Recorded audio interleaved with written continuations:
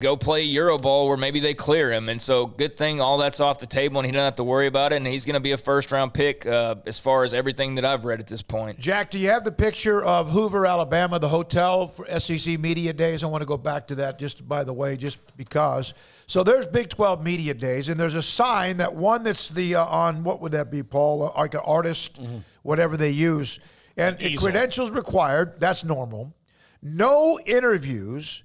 No autographs, no loitering, no live streaming. In other words, fans are not there. Yeah. Because in the past, the SEC has been in a lobby hotel and people walk from one place to the next, and it can be a madhouse. I remember last year there's a picture of Nick Saban. You can barely see him, and fans have their phones in their video. They're fans. But that's one of the differences, although they're still doing that and having their SEC media days. I don't get why. Like, media night at the Super Bowl, I mean, I get you get to see it, but I don't – like, media days is it's fun. It was fun. We had fun doing it, but it's fun for us. But to just get a glimpse at somebody as they walk by, Nick Saban's not a Backstreet Boy in 1999. He's bigger than that. Yeah, I get that, but I mean, like, it's not like – what good is he walking past you? I mean, like, what is that? I mean, why would you want to just go to a hotel so Nick Saban can walk past you? Well, what do they do at Radio Row at the Super Bowl?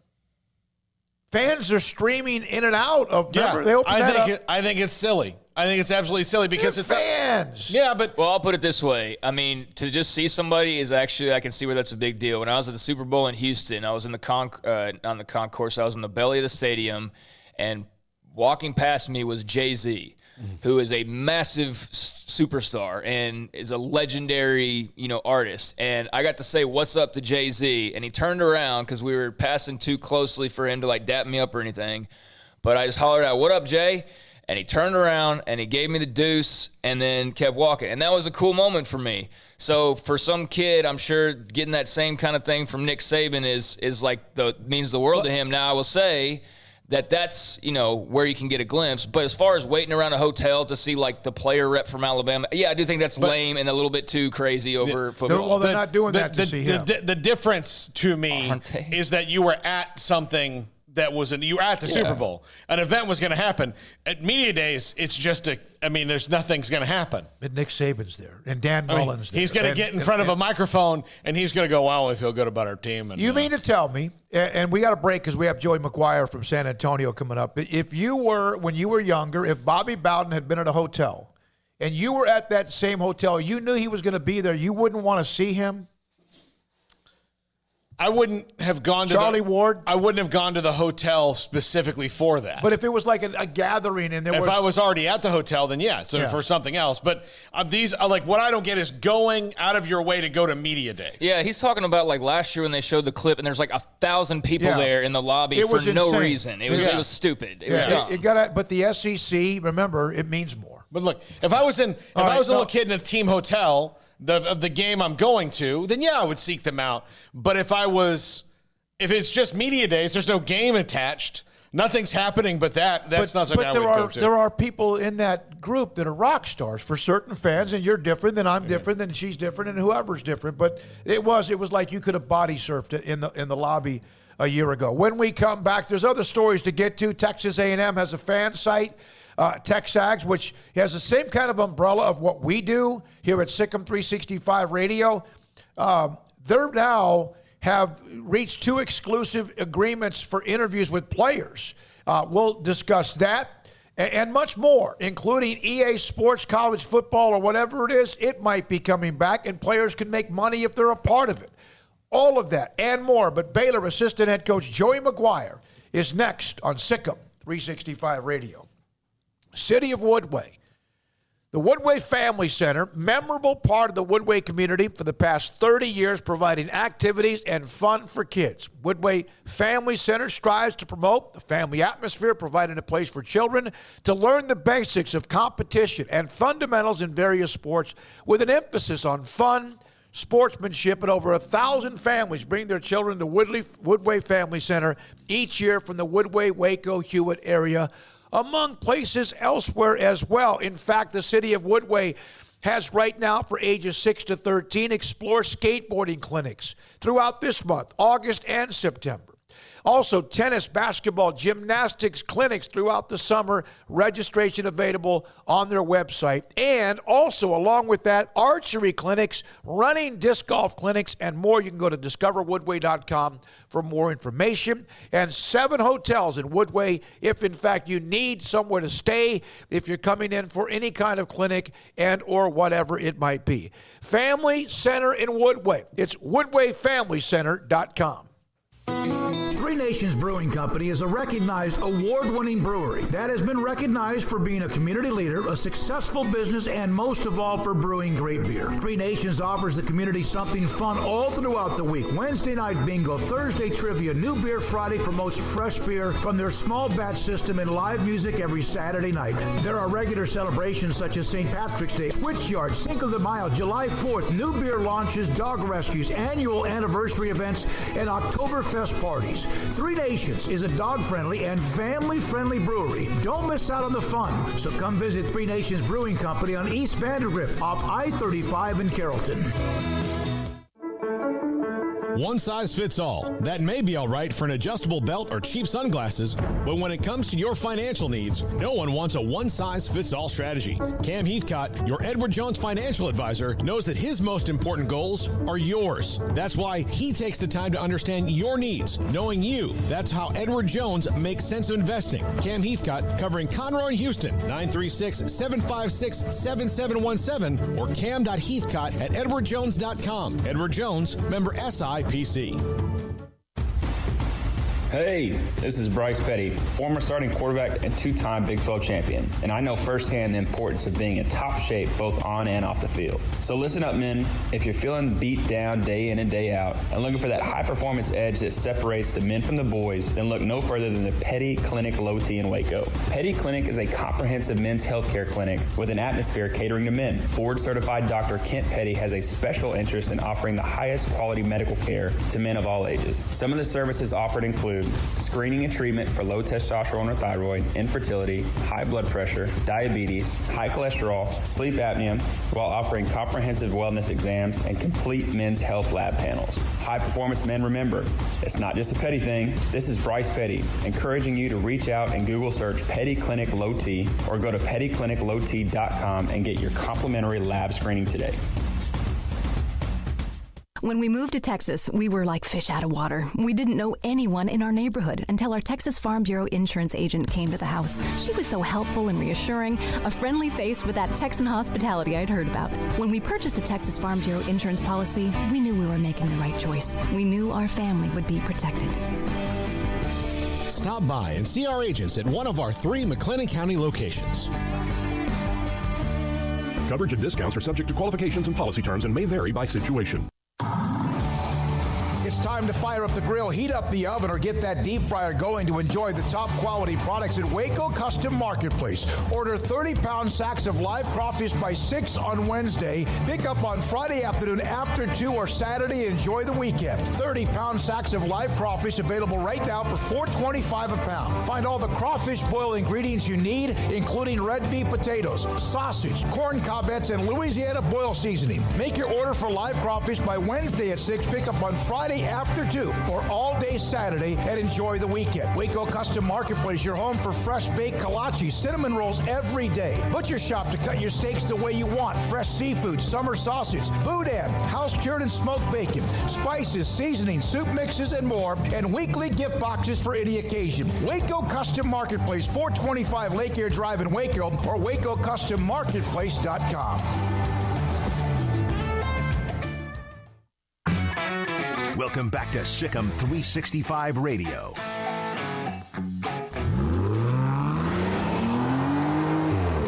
This segment on Baylor Athletics on SicEm365 Radio is brought to you by Richard Carr Buick GMC Cadillac, located at the Imperial Drive exit off Loop 340 in Waco. Proud supporters of all Baylor Athletics.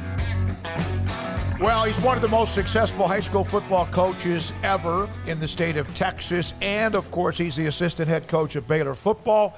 And the Texas High School Football Coaches Association going on, this convention going on this year in San Antonio. Joey McGuire joins Craig and Paul, David Smoak on SicEm365 Radio. How much fun is it just that you're around all that, again, the convention and shaking hands? I saw pictures. Shane Anderson sent me a picture, among others. Matt Stepp. What's it like just to get back in that environment? Man, it's incredible. It is incredible. At first, it's great talking to you guys, but it is this has been the biggest pre-registration for coaches school. They were over 13,000. And then, of course, you have all your walk-ups. And so I think everybody's just so excited to be back around each other and have some sort of little bit of normalcy. And everybody's excited for the football season. Before we get into you being in the Hall of Honor, what is it like to be a part of that fraternity of Texas high school coaches? I know that other coaches, states in the country probably have our tight-knit group, but there's something different about this, isn't there? There is. I think just the professionalism of whenever you have an association like the Texas High School Coaches Association and then you have the UIL, just those two entities and the way they can bring the sports together and the way they do things, I think it's just a whole different level. And, just the professionalism of this association too, and wanting to learn from each other and the education they put together for the coaches, for their kids, and just more and more of the things that different people deal with, just the things that they're trying to do for the students in Texas. It's pretty incredible, and it's one of those deals too. You're everywhere in the public school system where you're talking about coaches, their teachers or their full-time employees, to be able to do this. So you're not having people coming from the outside, like some different states, to where that's their second job. This is definitely a calling and a job, and in Texas to be a high school coach. So, Coach, we were at Big 12 Media Days last week, and it was the first time seeing Dave Aranda in a while. And I remember hearing his first introductory press conference and just kind of how mild-mannered he was and almost too quiet to even hear. And then to see him last week, he was all smiles. He was just in a great mood, and he seemed to be having a lot of fun. What kind of growth and just what have you noticed with Dave Aranda over this last year, his first as a head coach? Well, I watched all those guys. I love watching all those, the media days and listening to different coaches. And, first I thought Coach did a great job expressing, what this team is starting to become.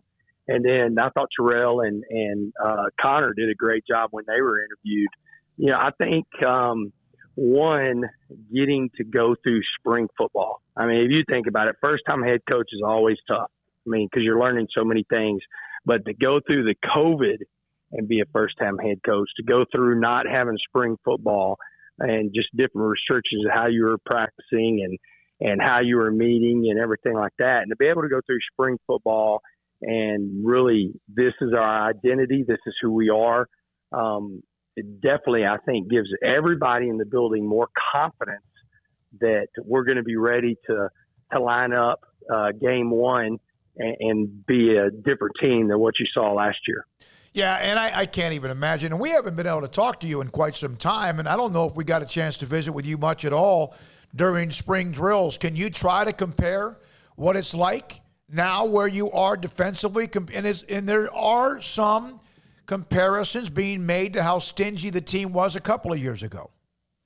Well, I'm starting this spring was starting my 28th year, because I started in the spring when I first started coaching. And I've been around a lot of great coaches and been around a lot of different schemes. And just even for me being in like starting year 2 with Ron Roberts and understanding even more what he wants, I think that helped every coach that was in that room to be better. And then, defensively have so many guys coming back. Terrell didn't go through spring, but, we know who Terrell Bernard is. And then you pick up a couple of guys and shoot, man, one of them is I think he's the best defensive lineman. I know they're not going to put him on the list and everything because he wasn't in the conference last year, but I think, Apu's the best defensive lineman in the Big 12. And I think you're going to see, him making an impact for us this year. Not only with him being on the field, but I think he pushed that room I thought DJ did a great job of pushing that room for guys to get better, because Cheaty had a really good spring. It's going to be a fun defense. It's going to be a really fun defense. And, we've got two guys that really kind of lead that defense in Petrie and Bernard. And we're going to get after it. I feel I'm really excited to see what we put on the field whenever it comes to the defensive side of the ball. Both Connor and Terrell told us that Apu is 360 but moves like he's 250. Is that accurate? Oh, no doubt. I've said that all week to every coach that, they were asking me about it. And I say, hey, we're going to be really good on defense. And the one reason, and I talk about Apu, and I said, man, the first time I saw him, I thought DJ asked me, he goes, how big do you think he is? I said, he's like 315. And he's like, no, he weighed in today like at 257. And I'm like, holy. And he moves like he's 250. I mean, he does. He doesn't move like that. The other thing with him, though, man, he's got just such a phenomenal personality, and he's come in and fit right in with the team. And, and so the guys really love him. He's fun to be around, and, that always helps. Always helps. Coach, how do you feel about your outside linebackers as the season approaches? I know that was a group in the spring where you had a lot of guys. You had a lot of guys that you felt good about, but what have you seen since spring ball wrapped up from that group? We're excited. We moved Garmin into my room, and so I'm really excited to see what he does. He didn't go through spring with me, but he had a great spring in the defensive line. So I'm excited about him. I thought, Anthony and Ashton and Vic all had really, really good springs, and it was kind of one of those deals of didn't know exactly who was. It was almost like each practice one guy was leading or having a better practice. And so you add Garmin in there, and you're going to have four really, really good football players. And a guy that didn't go through spring was Tyrone Brown, and he'll be back. It was because of his shoulder, so he'll be back. So there's a lot of competition in that room right now who's going to get on the field. But I was excited about the guys we had in the spring, and then you give me a guy that's 6'7", 255 pounds, I'll take him any day of the week. Absolutely. Over the weekend, you were inducted, as you earned and well-deserved, into the Texas High School Football Coaches Hall of Honor. There was no doubt that was going to happen, but it is now official. You had to wait a little bit. What was that like? It was I got pretty emotional. Number one, whenever Joe Martin, who is the executive director of the Coaches Association, called me, I started crying. I love this association and what it stands for and what it's given my family. And so it was such a huge honor. But the way I look at it, too, is the assistant coaches and the players. I mean, it just because I told everybody when I was going in, Cedar Hill's going in. Every staff member, every administrator, and you don't go into a Hall of Fame without great players and a great coaching staff. And so it might have my face on it, but it is a part that face, every one of those guys are a part of it. So it was incredible. It was a great moment. It was a great banquet. I was me. I'm never speechless, and I was pretty speechless whenever I always, I think, have something to say, whether sometimes I shouldn't say it, but, I was pretty speechless. It was a huge honor. I mean, for 28 years in coaching overall, and right now the lion's share of that in high school coaching, I can't imagine, Coach, how overwhelming it must feel to be a part of something like that. And here's what was really, really cool about it, too, is one, it was a packed banquet, but the two administrators that hired me, my assistant soup, Holly Teague, and my AD, Gina Farmer, was there. All my family on both, Debbie's family and my family were there. And Coach Aranda came, and I thought that was really cool. Sean was there and Haley Wetzel, but you also had Coach Rule and Julie flew in for it. And Mike Saravo flew in for it. And then I had there was only two coaches that weren't there that had been a part of my staffs in the 14 years at Cedar Hill and players. And so for having all those people here, extremely humbling, but just so excited to share that with them. It was crazy. It was a really cool night. Coach, I know when Matt Rule was first hired, one of the big things he did was, go through the Texas coaching circuits and all of that, and really made a good impression there that paid off later on. How do you think Dave Aranda's done in that regard? Obviously couldn't have had an event like this last year. Man, he did. He's doing a phenomenal job. Jeff talked this morning, Coach Grimes, and Coach got to and introduce him whenever he talked. Coach actually got to talk yesterday at the Division I panel. I thought he crushed it. We had a Bear Association deal last night with a bunch of different high school coaches, and I thought it was the biggest event that we've had here in San Antonio that I've been a part of going into 5 years. It was the best attended. So I think he is doing a really good job. I think it was extremely important that we had coaching school and he was able to be a part of it, because I don't think until you're here and you see you can go to the AFCA, but coaching school is the AFCA on steroids. You got a couple thousand to 5,000 at the AFCA. You got 13 to 14,000, here in San Antonio right now. So I think if you've never been and don't understand how important it is to the state, and I think him being here and people to getting to know him more and more, and he's doing it right. He believes in the straight line recruiting, and I think that 100% we're doing it right of what we're doing and how we're recruiting our kids. Do you feel as excited as this season approaches, with the workout starting in August, as far as getting ready for the season? Is this different because of last season, or because of 2-7, or because of just the fact you guys have momentum from spring? Is it any different? Is this as anticipated as anything else you've done as a coach?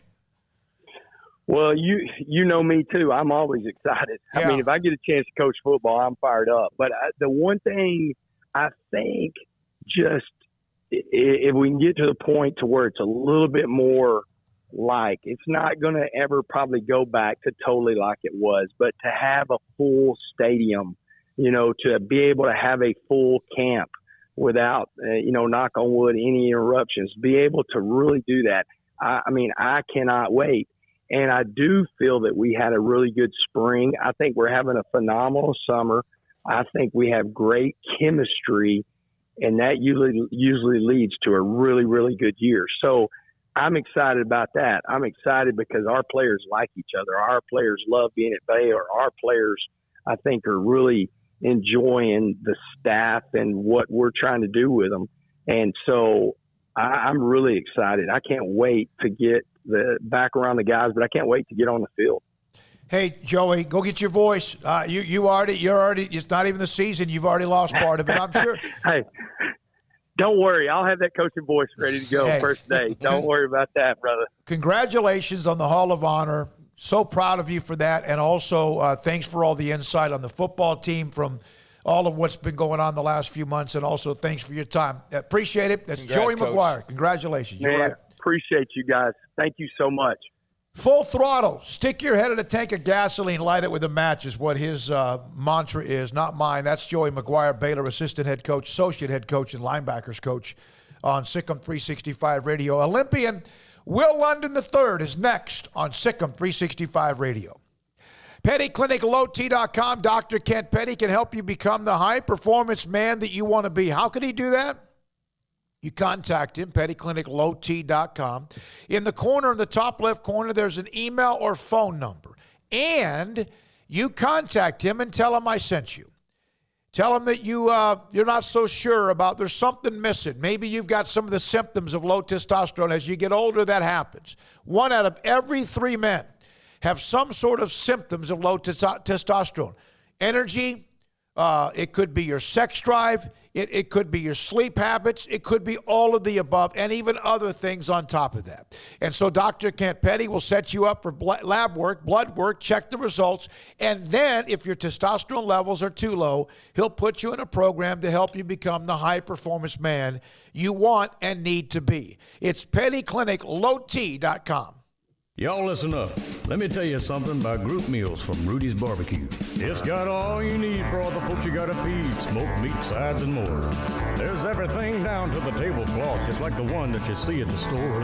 At a bridal shower, it's better than flowers. In a long distance meeting, it'll pass the hours. It'll feed all the cousins at a family function. It's better than potluck at a church luncheon. Next time you need to feed 10 or more, call and order a Rudy's group meal. Next in line. Boots add protection. Good boots help you climb better and move forward faster. And when your son or daughter steps into the boots of a U.S. Army officer, they also learn how to lead. In these boots, they'll gain more confidence with expert training in one of more than 150 occupational specialties. In these boots, they'll stand a little taller and lead a team with diverse backgrounds and areas of expertise to successfully accomplish whatever challenge comes next. In these boots, they'll earn respect with valuable experience from day one that will give them solid footing for success into the future. Highly qualified candidates who earn a spot on our team can receive comprehensive health care coverage, college tuition assistance, and a bonus of up to $40,000. See all the things your son or daughter can achieve in our boots at GoArmy.com. U.S. Army Waco Recruiting Company, 254-598-8131 or 254-776-1543.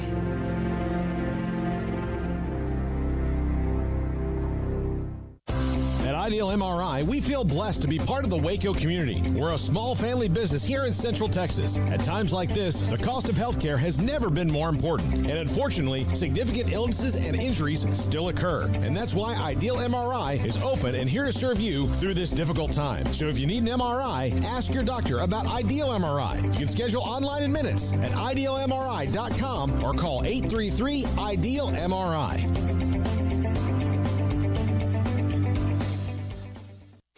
At Baylor University, students find their place to shine. They're faithful friends and inspirational leaders. They're championship teammates and independent thinkers.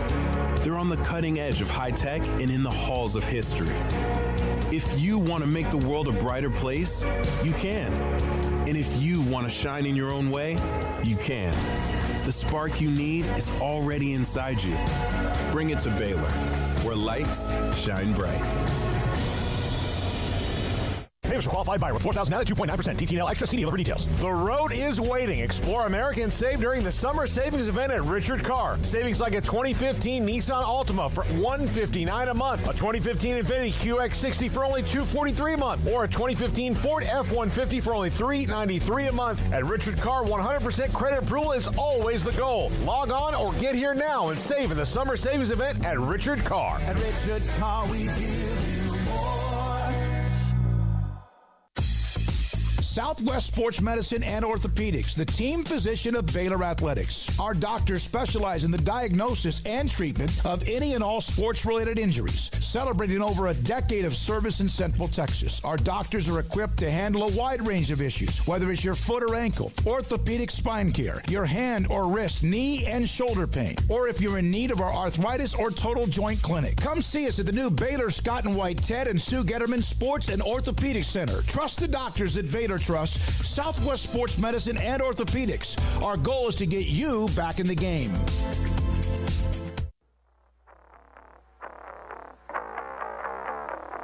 This is SicEm365 Radio. Text us at 254-339-1122. The SicEm365 Radio text line is sponsored by Riverbend Liquor and Wine, with the most extensive variety of craft beer in Waco. A hidden gem on Lakeshore Drive and 19th Street. All right, here we go. This SicEm365 Radio on this Monday afternoon, 3 o'clock hour. Thanks to Joey McGuire, Baylor football. And now joined in studio by a U.S. Olympic athlete, Will London III from Waco High, Baylor University, and the United States Olympic team. Is that still kind of, when you hear that, I know you expected it and you're part of it, but what does that mean to you? Oh, man, it's a great feeling. You know, I'm excited. I'm ready to go. I guess today was actually the first day it finally hit me. I guess 1 week out before I head out, so I'm ready to go. Will, is just looking in the studio, is there anyone in here who could beat you in an athletic event? I just want to know. I mean, just for any of our own self-esteems, if we could beat an Olympian in something. You probably could. It's been a while since I played any other sports. I'm in fully track, so I think anything else is pretty up in the air. So, Will, I remember when you made the team, and I remember tweeting out the note that you were the first Waco athlete to make the Olympic team. I mean, has that sunk into you? Because, I mean, I know it's one thing to make the Olympics, but I know that the town of Waco means a lot to you, man. Like, what does that honor just kind of, when you think of that, what does that mean? I actually didn't know until, everybody brought it to my attention. So, I guess, I've seen a lot of great talent come out of Waco, so I guess just to see that I am that's a big accomplishment. Having Derek Johnson, Charles Tillman, we can go down the list. It's a lot of guys, but that's what I know from Waco High, and even LaGerald Betters. So those guys has been on some pretty stacked teams and been on some big stages as well. But I guess the Olympics is just a little different. Yeah, it's a little bit. Yep. So you had practice this morning. You're working out every day. Clyde Hart, the Hall of Fame coach, and you mentioned, and he told me one day when I asked him this question, he goes, well, if you know anything about me, we don't peak to an event. We just work every day. So what are you doing right now? One thing about Coach Hart is our training is we train to be ready at the big meets, at the end of the year, at the major championships, at the national championships, U.S. trials, and then get ready for the big ones. Because at the end of the day, that's what matters the most. That's what we've been focusing on all year. So now it's last week we did a lot of reloading, so a little slower but a lot more volume. And then this week before I leave, we took a little bit off the volume, but it's a little faster. Will London III, U.S. Olympian, former Waco High star, and Baylor All-American with us on SicEm365 Radio in studio on the week before he leaves for the Tokyo Games, of course, in Japan. And we had Will on the day after he qualified for the U.S. Olympic team just a couple of weeks ago. Will, so what's the schedule like? And are you done with most of the boring paperwork part of it, and is now just get to Japan and go through that, or? Actually, when we finish, we go to team processing, and team processing takes I think this year it took 3 hours. It was a lot, you go and try on your uniform, try on everything, all the clothes, and then they book your flights and all those things. And then it's been a little bit more of a process due to the COVID reasons, safety reasons. They even had to send us home with 4 COVID tests that we have to do at home before we leave. And then I know it's gonna be a lot. I don't think it'll be that much more paperwork when we get there, besides just having our COVID information. And I know they told us this year, I think the customs, when we get there this year, might take 5 to 6 hours before we actually leave the airport and go to the hotel, go to the Olympic Village. Well, make sure you don't have anything forgot I put that in my bag, because obviously that would just be more and more of a delay, and they're going to be super stringent about all of that. So I know that you've been well traveled as a track athlete, but have you ever been to Japan? No, this would be my first one. I've been to a lot of different places. Been to Europe a lot, but I think Japan, this is my first time. Have you ever dreamt of going there? Is that ever been on your list, or is there anything that maybe you think of and you're like, oh, that's going to be interesting? Yeah, I think everybody that runs professional track have those special places they want to go to just for how big track is there. And I know I'm glad I get to get this one, and my next one will be I want to run in Beijing. Yeah, that'd be cool. The Daryl Williamson, we've had him on. We've had Jeremy Warner. Those are some of the lineage and greatness of Baylor track and field who have won gold medals in the Olympic Games. We know, obviously, with Michael Johnson, among others. Have you heard from some of them at all? Have you stayed in touch with them? And just what does that mean? Yeah, after my races and before my races, I talked to Jeremy, and I talked to Michael a little bit. I talked to Jeremy pretty much after every race or before every race. We'll message each other, and he'll tell me if I need to critique something or anything. And then Michael had reached out after USA's. I was a little bit upset, but he was just like, hey, let's find a way to get it done, fix it, and go on to the next race. For Michael in particular, I think most people just know the Olympic glory. They remember Atlanta in '96 and how amazing that was and all of that. But he wasn't a guy that just walked right on the track. He had to overcome some things as well. Is that kind of good to hear that from him as well, and not just the good stuff that that he also had to overcome things? Oh, for sure. I hear the stories from Coach Hart all the time, and a lot of people don't know that Michael didn't run the 400 in college. Like, he was only a 200 runner. He didn't start his 400 season or career until he left Baylor. And he started, and I think his first race he won, and then him and Coach Hart went on from there. So hearing the stories from Coach Hart all the time, it kind of pumps me up, gets me ready. I hear a lot about Jeremy, Sonya, and it's like I got a lot of work to do to get to where they are. But one thing about Coach Hart is he doesn't try to get me to be them. He wants me to make my own story, make my own mark, and he just throws in them just to give me like a little motivation every now and then. So when we talked to you on the phone the last time, I remember asking you about, when you and Coach Hart first crossed paths, but what's it been like to be on this journey with him and to now be at this point where you're talking about, hey, we're not trying to get to the Olympics, like you've gotten to the Olympics and you're working on that now. I mean, just what has that years-long path with him been like?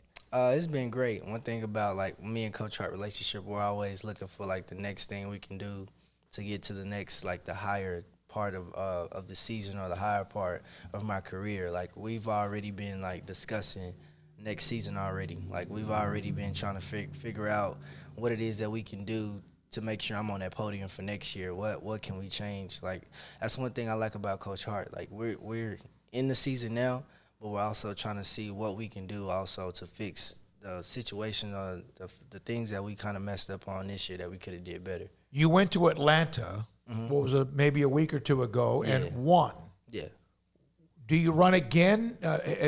Was that just one more little primer, one more little, hey, by the way, U.S. Olympic Team Committee, whatever, I'm rolling here. I'm ready. Yeah, I mean, I just wanted to get, because I went to Stockholm, and then I came back for, a couple of days, and I flew out to Atlanta. So, just wanted to make a little money while I'm here. I don't got nothing else to do. So, sure. And plus, it keeps me ready instead of just training, because sometimes just training, you don't get that same feeling as getting a race in. And Coach Hart thought it was good for me to go and get some races in. And even when I come back, I still have maybe 3 or 4 meets, and I'm gonna run in after Tokyo. I mean, the season's gonna continue, so if I'm feeling great, why not? Is the 400 the most exciting event? Oof. I mean, if we're gonna be biased, for me, yeah, but. I don't know. I think some of the field events have been kind of crazy this year. Will London III in studio with us, SicEm365 Radio, and he's on his way to Tokyo. He'll be leaving here within the week and head on with the U.S. Olympic team to compete for the United States. And what does that mean to you? Oh, man, competing in the Olympics is going to be crazy. It's going to be one of those where I still haven't put it into perspective how great it is.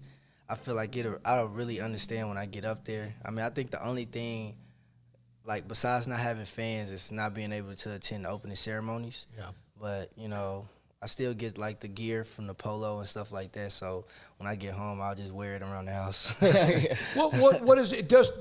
No fans, does that make a difference? No adrenaline rush? Is it still there? What's that going to be like? I feel like, when you're on this level, on how high this level is, you kind of seem to be able to compete in whatever it is, And I feel like it shouldn't really matter because, the college athletes have to deal with it.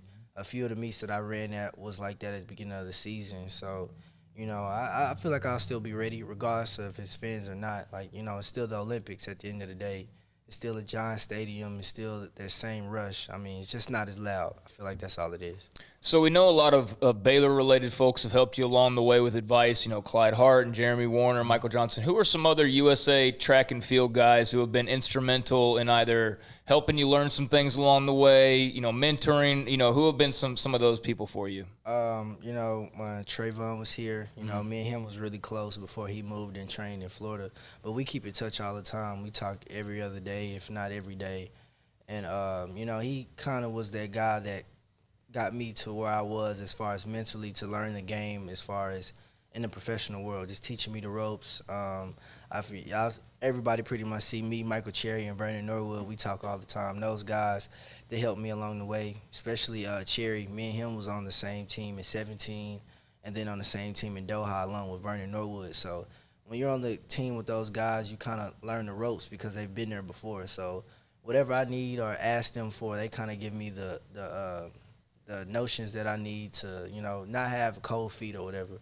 So, it's been great. Like, I've been enjoying the process. I've learned a lot.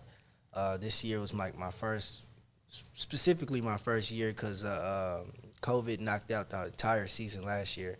So, it was tough this year. I ain't going to say it was easy. It's like learning how to be a freshman in college all over again. So I'm glad about it, and I'm ready to go to Tokyo. And then I'm also ready for next year. It's going to be exciting. What's it like as a friend to see Trayvon's journey back to now being probably the odds-on favorite to win the 100? One thing, I talk to Trayvon all the time, and he knows it, and I say it to him all the time, that I always knew he was going to get back and be where he was. One thing about Trey is I watched him run 10-2 at trials in 17 when he was just coming off his injury and was actually still hurt from it.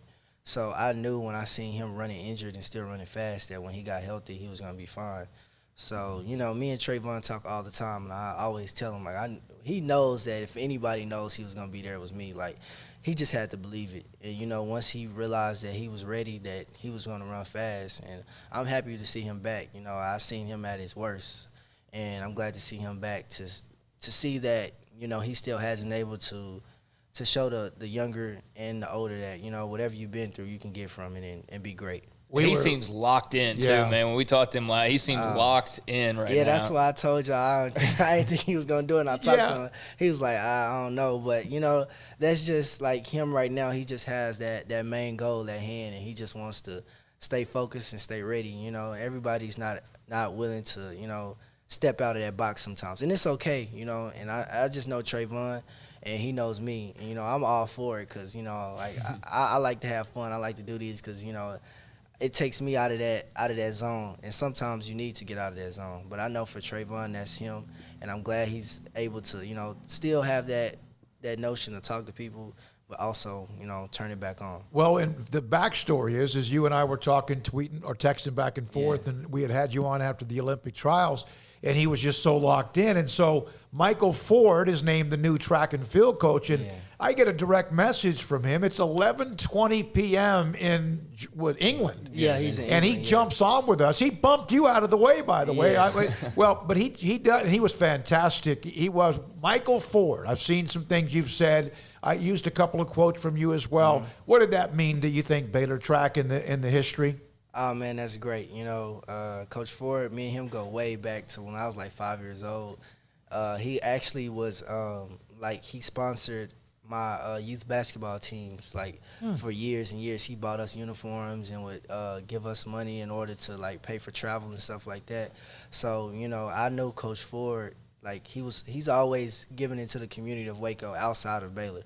So just from that point on, I knew Coach Ford was going to be the man for the job once Coach Harbor was ready to retire. And Coach Ford is, he's devoted his entire life to Baylor, ran at Baylor. So he has it instilled into him. He's a great coach, great man. And I'm excited to see where the track team goes. I think I was too excited because I was actually asleep when I got the news. And I woke up and I seen it and I called him and I was yelling on the phone. And he was just laughing. And I was just excited because, it was just anticipating that moment to see who the coach is going to be. And you really wanted to be somebody that who cares about the school and cares about the student athletes.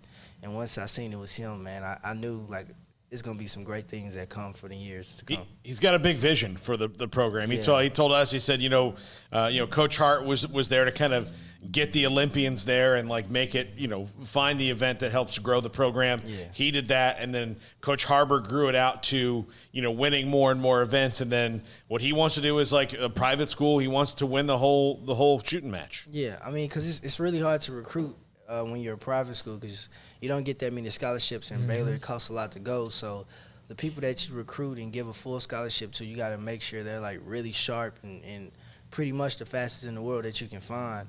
And when you kind of don't find that, it kind of, you got to wait another 4 years until that scholarship is gone.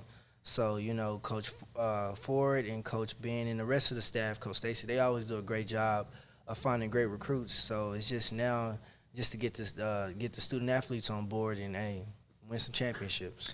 So since you turned pro, you got to start making a little bit of money, which is got to be nice, I would imagine. Yeah. And I know maybe track athletes in college might not be, like a football player with this name, image, likeness stuff, but there are opportunities now. Yeah, how much would that have meant for you and fellow track athletes back when you were in school, and how or what do you make of that moving forward? I feel like it's great. I think it's one of those things where you don't really see too much of those things outside when you become a professional athlete. So when you do get to it, you kind of like, I'm getting this money, I'm getting this, and you don't realize what comes with it. Like it comes with a lot. If this company's gonna offer you some money, you got to be willing to post. They want you to post this many times on Instagram or Twitter, or want you to show up to this many events.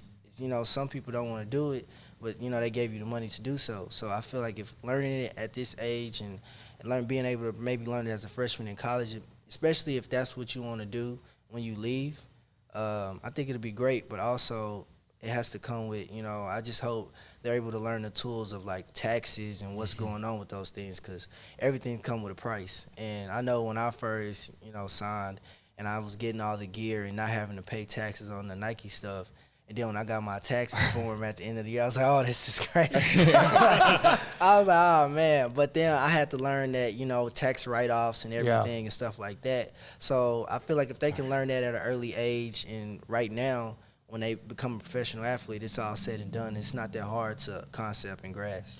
Will, so you are a part of the team, and you are expecting to run, and you are a part of the relay team and all of that. So what do you know? Tell us the process. Daryl Williamson told the story about how they kept 3 and 4 with Jeremy and Daryl the year that they won it in 2004, I think, in Athens. And it was, so give us an idea of what you know. Honestly, I don't have no idea. I know in 2017 I ran the 400 in London at Worlds, and then I ran both rounds of the 4x4, and I was actually supposed to just run the first round, and then I ended up running fast enough to make it to the final, and they put me first leg. And then 2019 in Doha, before COVID, I wasn't supposed to run at all. Like I got a call last minute that we're gonna take you. You're just gonna be the alternate.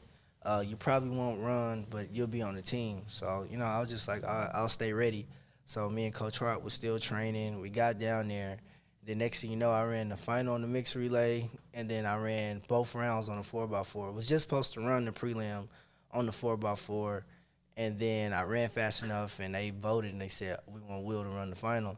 So I'm going in the same way with this one. I don't know what's going on, but, it's happened before, so I'm just going to stay ready. Sounds like it's worked for you, too, when you've gone in that way. Yeah, but I told Coach I don't want that job no more. I want to go where I can get a solidified spot and run on the 400. Let's, without getting too far ahead of ourselves, but let's say there's an opportunity that you will be on a podium and you've won the gold medal.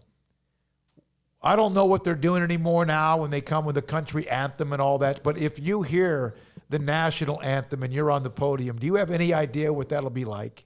I'm going to be scared. Like I said, I'm going to just, I've been on the podium before, but I think because it's the Olympics, it'll be different. But I think, with no fans, it'll make it a little easier. It's nobody going to be in the stands, so I think it'll be a little weird just standing there, just cameras just staring at you. But, I'm just ready to go down there. Like I told Coach, I'm ready.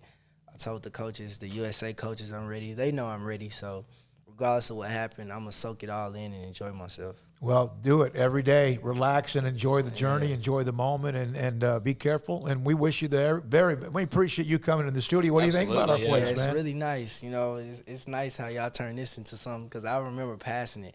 And I think one day I actually seen the curtains was open. And I seen the backdrop. And I was like, oh, this is the little studio. So it's nice. And we're glad you're here. We appreciate it. You're a part of a select committee, a group of athletes and others and personalities we brought in here. We hope to have more, but we're glad you're one of them. Thank you. Thank y'all for having me. I really Good luck. From the day he committed to Baylor, and even before that, when Will was running, when he was just an ankle biter. Right? We just didn't have you on the show. And good luck to you and the family.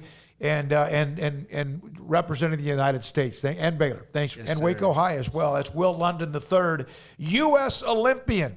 Will London III on SicEm365 Radio.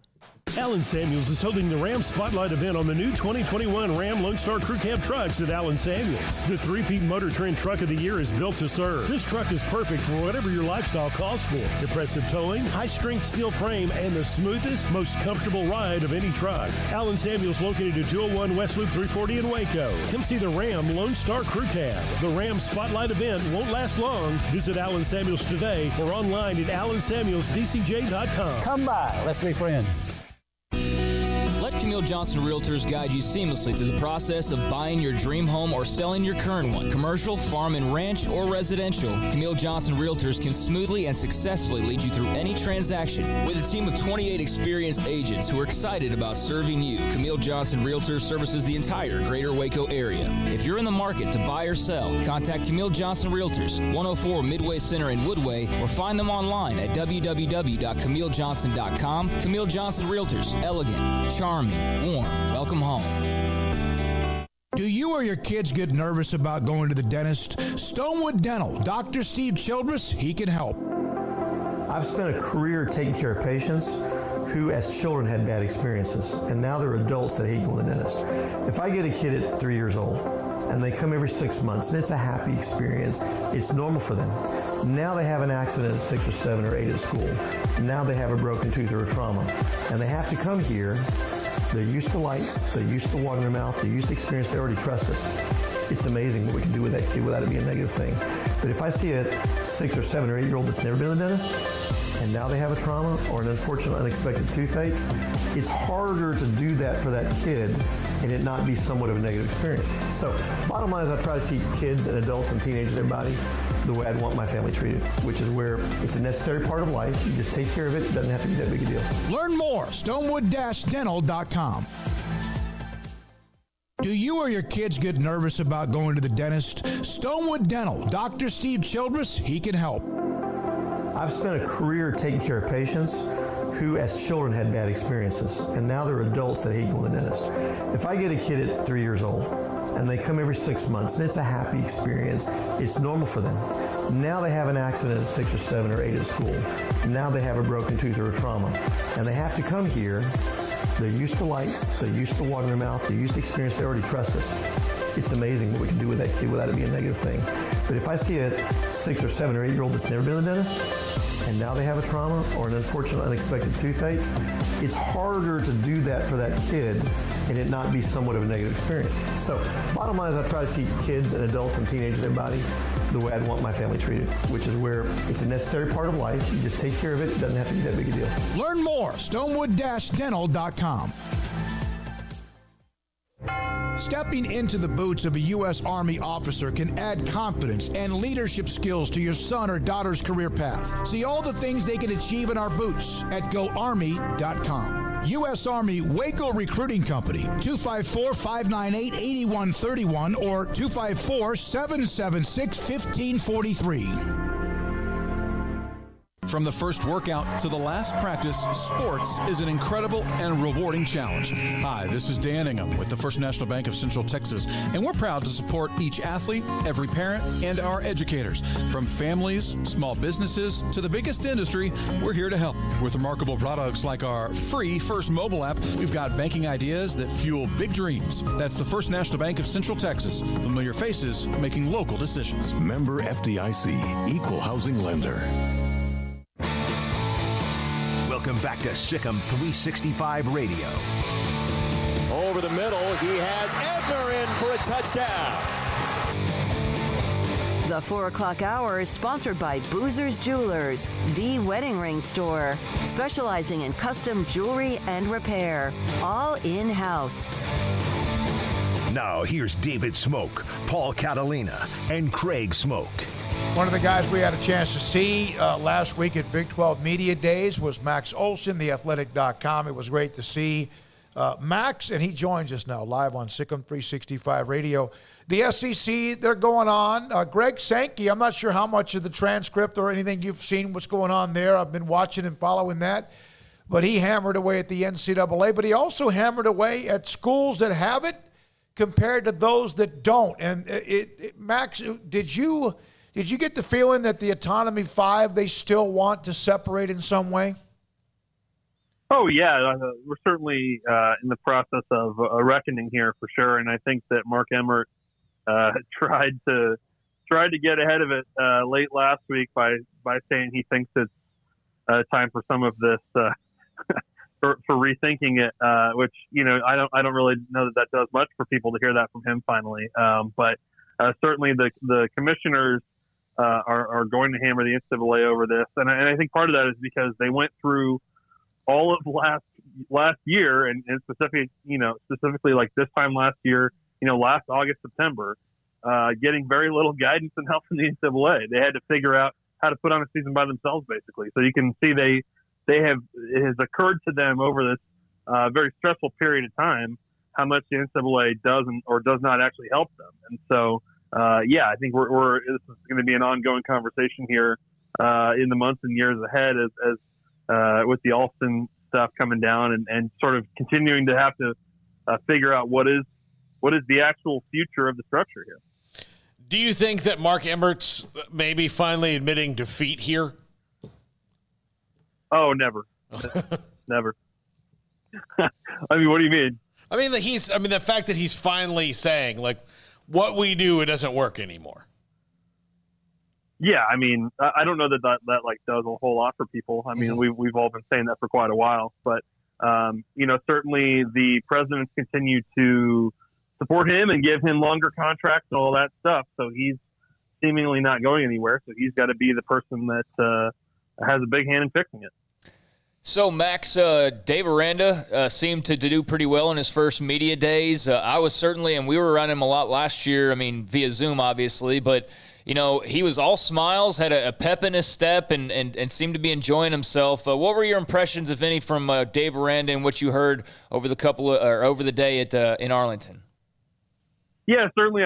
Not surprised that he would make a very good impression in that setting, and it's a bummer that he didn't get a chance to do so last year. I think the thing that's always for me, and I hear this from other people too, but it's just always very, very refreshing to talk to Dave Aranda because it's just different than the other folks at a media day.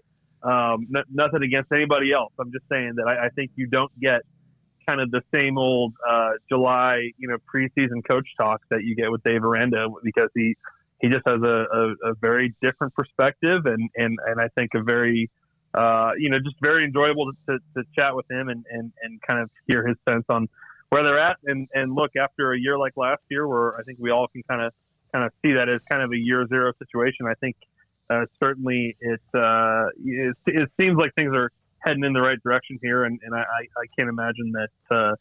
He should be feeling good. He should be feeling confident that the pieces are coming together here for a much more competitive team. Max, I asked this at the start of the show today because I saw what was reported about games that don't get played because if a team struggles with COVID, which last year pretty much everybody at some point had to deal with it. Either somebody had to cancel on them or postpone or vice versa.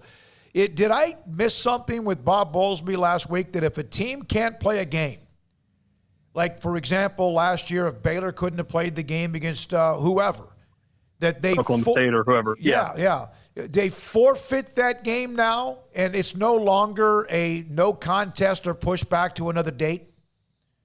It seems like we're heading in that direction. Yeah, I don't know that those things have all been, sort of officially hammered out in writing and stuff, but that does seem to be the direction we're heading in. I believe the SEC is taking the same approach. And quite frankly, there are very few things these conferences can do to mandate vaccinations for players and coaches.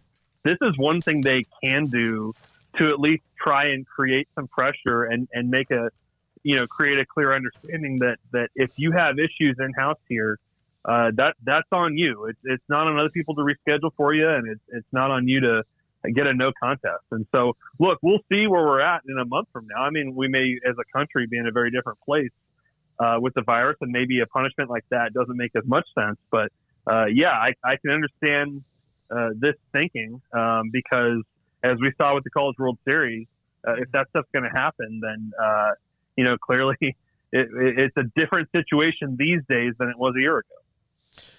Max, do you think that the College World Series will be used as the example for all the teams of, like, this is what happens when you don't get vaccinated? Yeah, I would hope so. I mean, it's very, very simple. The teams that went to Omaha, the players that were vaccinated didn't have to go through any testing protocols at all. Okay. Now there were some NC State players that ended up having to get tested and did test positive because of the outbreak that they were dealing with. But in sort of a more normal scenario there, if you are getting vaccinated, then you're not part of the testing protocol, and you don't even have to really, in the case of what they're dealing with in Omaha, as long as you're asymptomatic, you wouldn't have to deal with contact tracing either. So yeah, there's real incentive to get this done. And look, I know that doesn't mean it's 100%. Obviously, some people are still testing positive recently, but I mean, it is clearly an imperative that if you care about this season and getting through it and playing every game, then this is something you need to do to take the risk out of it.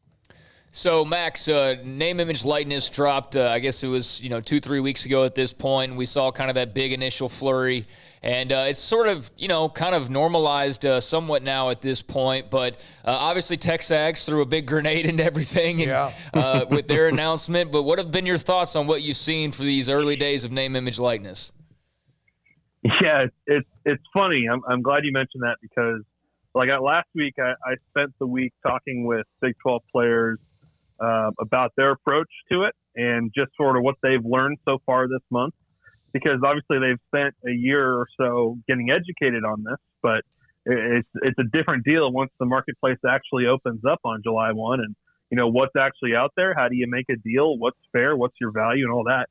And I was very impressed talking with these players. I think as much as fans kind of like to browbeat them about, you got to pay taxes and what kind of issues does it create in the locker room and all this kind of stuff. Like, these kids know their stuff. They're really sharp. And I was impressed talking to Breece Hall and Bijan Robinson and some of these guys that have really large followings and have a real chance to profit and benefit off this, that they are, being very careful about how they approach this with their deals and, trying to find smart ways like Cameo to make easy money while still, helping and connecting with the fan base and stuff. So I think that stuff's all great.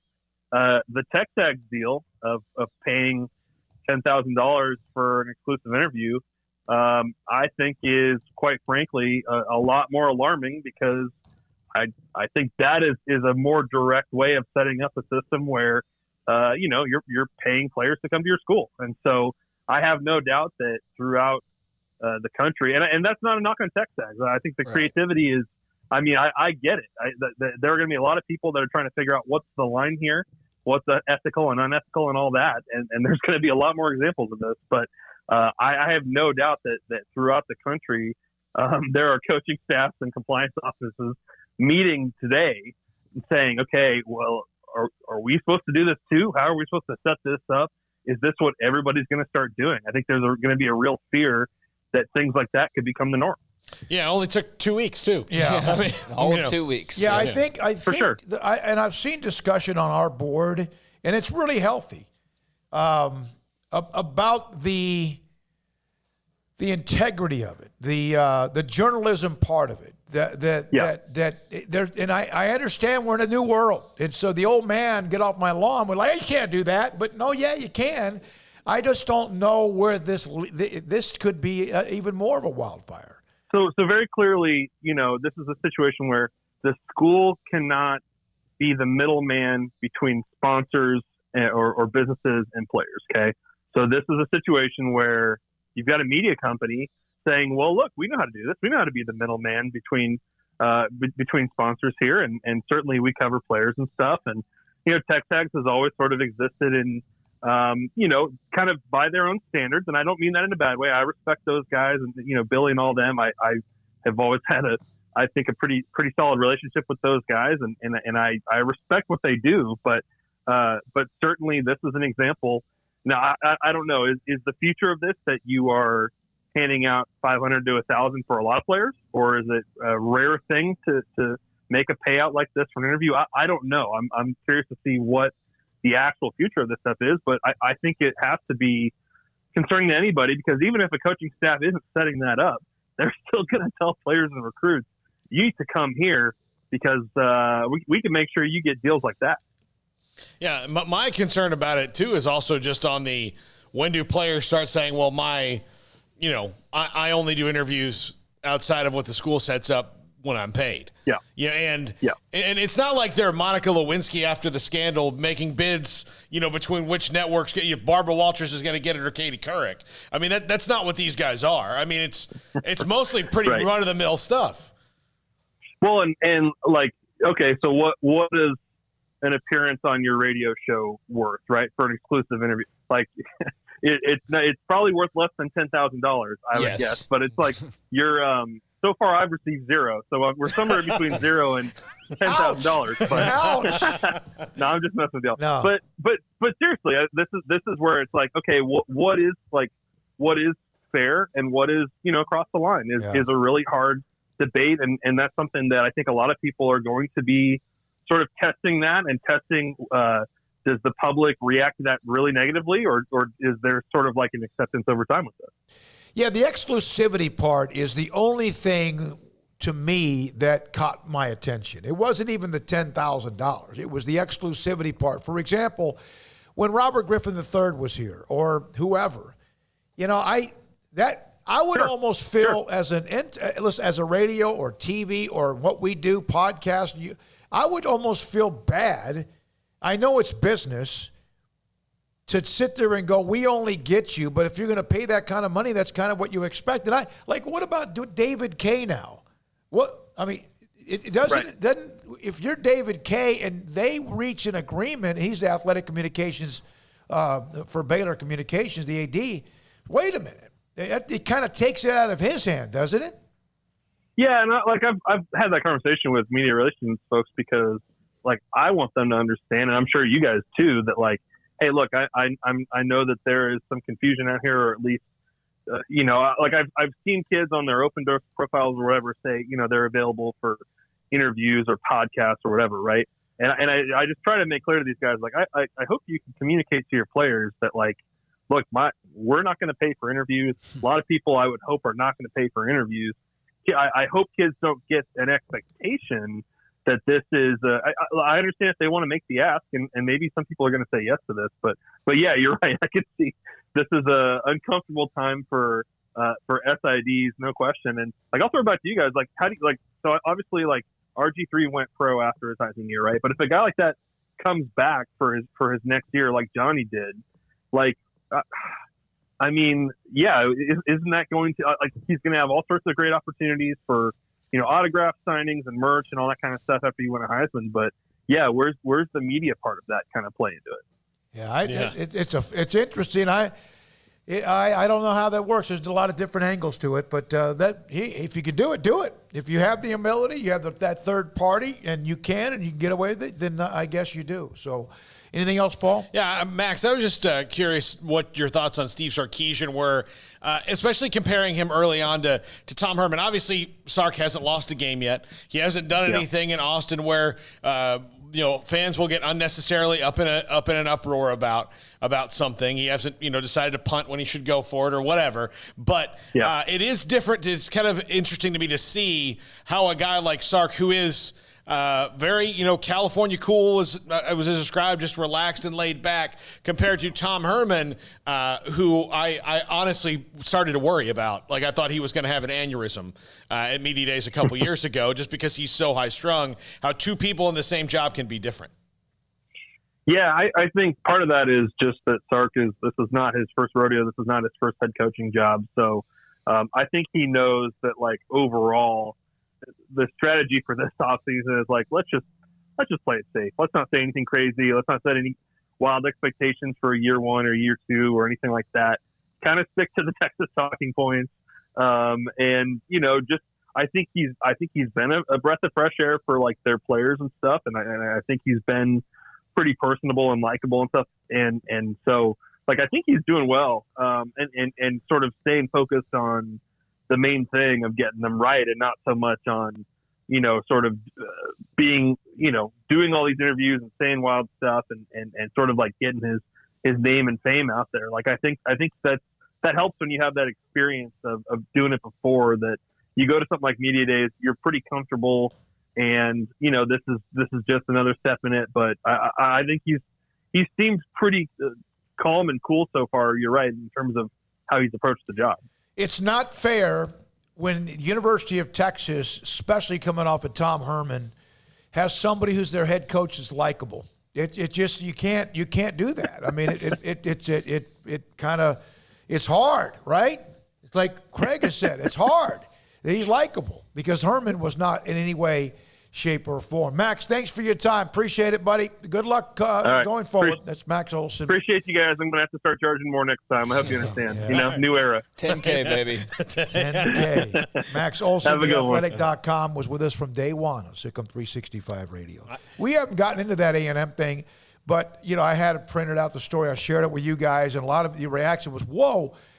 The only concern I have is Isaiah Spiller may have an amazing year. How does that exclusivity agreement, if that's what it is, affect what the longtime media relations director with Texas A&M, who's a great dude, Alan Cannon, is that right? How does that affect what he does this week at Big 12 Media, SEC Media Days? Is he available? Is he available during the media session? Okay, what happens when he goes for 225 against somebody and 3 touchdowns, and after the game, they want to bring him to the press conference? He says, well, no, does that... And I don't know if that means... Is it exclusive for one-on-ones, or... Yeah, and I probably should have done a little more homework before the show started, but I just should have. I didn't. But that was probably the part that I thought... I'm sure at some point... I know that we will, as a website, look at opportunities with student athletes.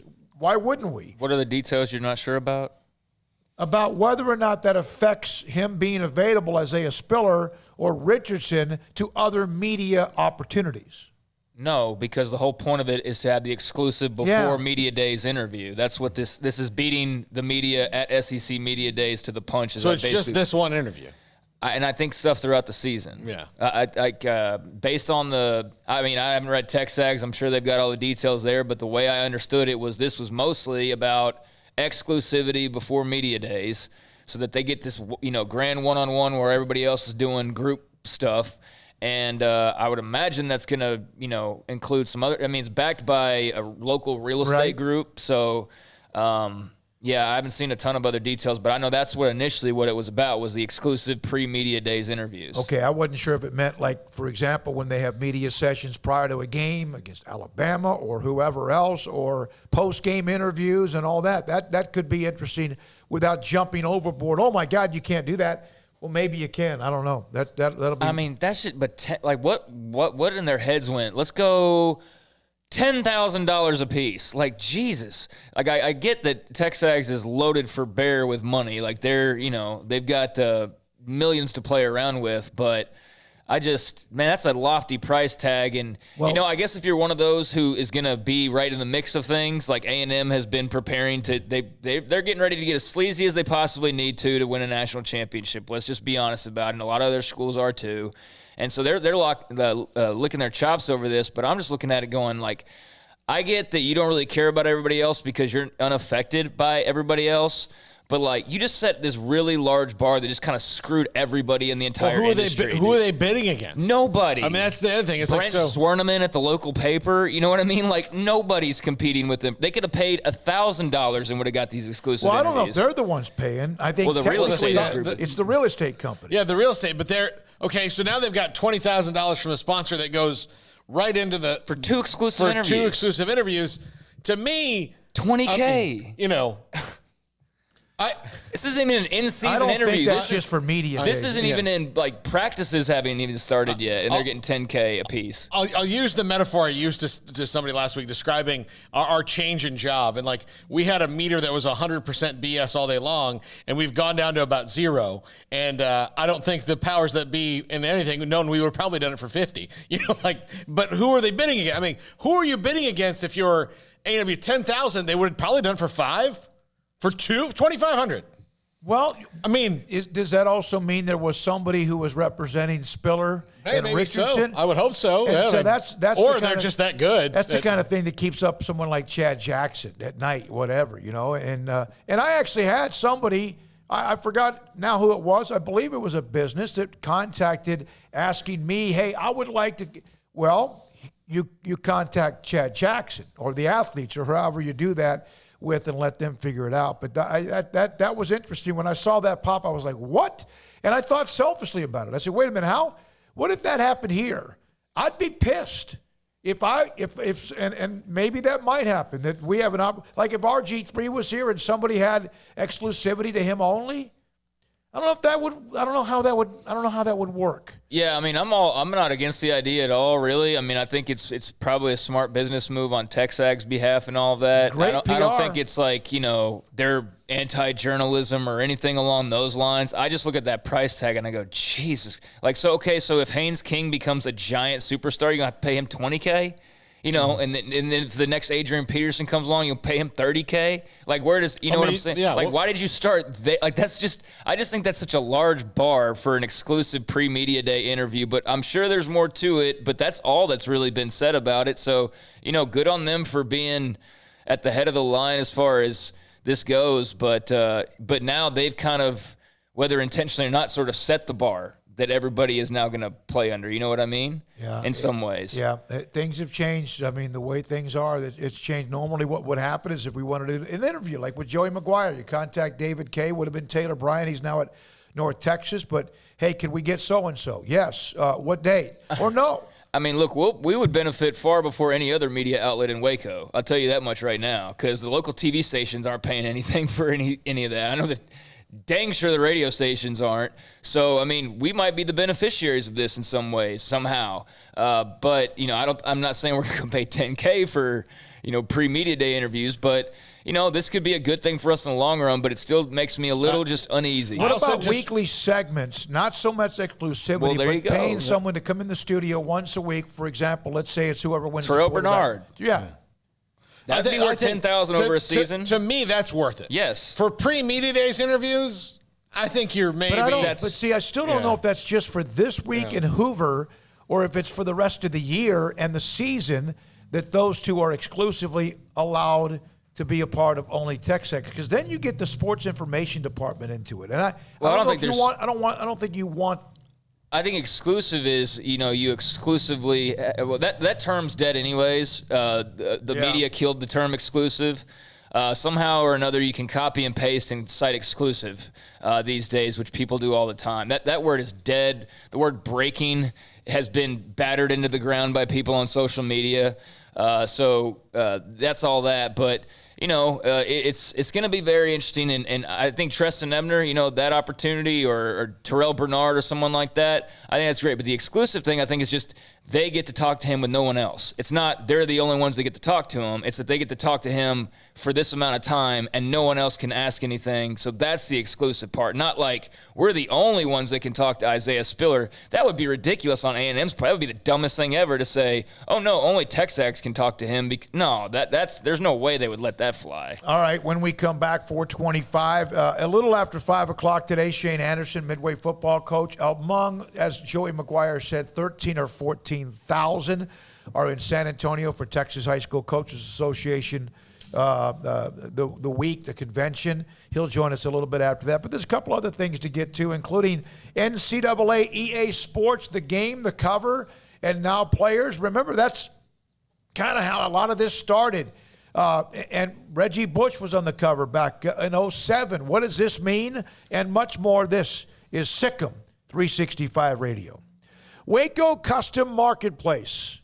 Brian Bauer. This is the weekly specials at 425 Lake Air Drive in Waco. 12-piece bacon-wrapped shrimp for $10.99 a pack. Now, I want you to think about this. They're doing all the hard work for you. Have you ever done your own bacon-wrapped shrimp? You got to get the shrimp. You got to devein the shrimp. You got to do all of it. You got to peel it, all that. And then you got to wrap it with bacon and then probably put something in it to make sure it stays together. They're doing that for you. A 12-piece bacon-wrapped shrimp for $10.99 for a pack. Also, under 10, scallops, $17.50 a pound. Crawfish tail meat, $12.99 a pound. Fresh chicken tenders, $3.25 a pound. And then they have specials on boneless pork chops, frozen ground beef, and tri-tip as well. And then select beef fillets, $10.99 a pound. Choice beef fillets at $24.99 a pound. These are specials in prime beef fillets at $26.99 a pound. It's all throughout the week at Waco Custom Marketplace, WacoCustomMarketplace.com, or 425 Lake Air Drive in Waco.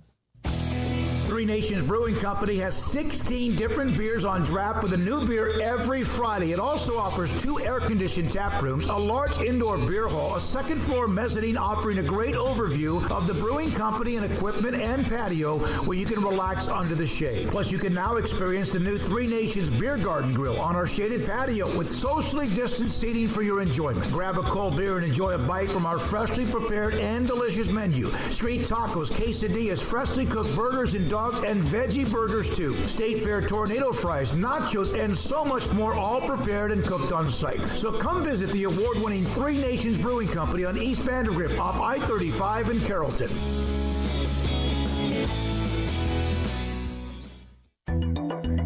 It takes time to reach goals. It's a truth that applies to more than sports. It goes for your financial goals as well. You work hard for your money, and you deserve an investment strategy that lines up with your game plan. And Tom Albers, your Edward Jones financial advisor, can help. If your financial investments aren't putting forth the effort you desire, stop by today for a financial review. Tom Albers, 4301 Lakeshore Drive, 254-776-7605. Edward Jones, member SIPC.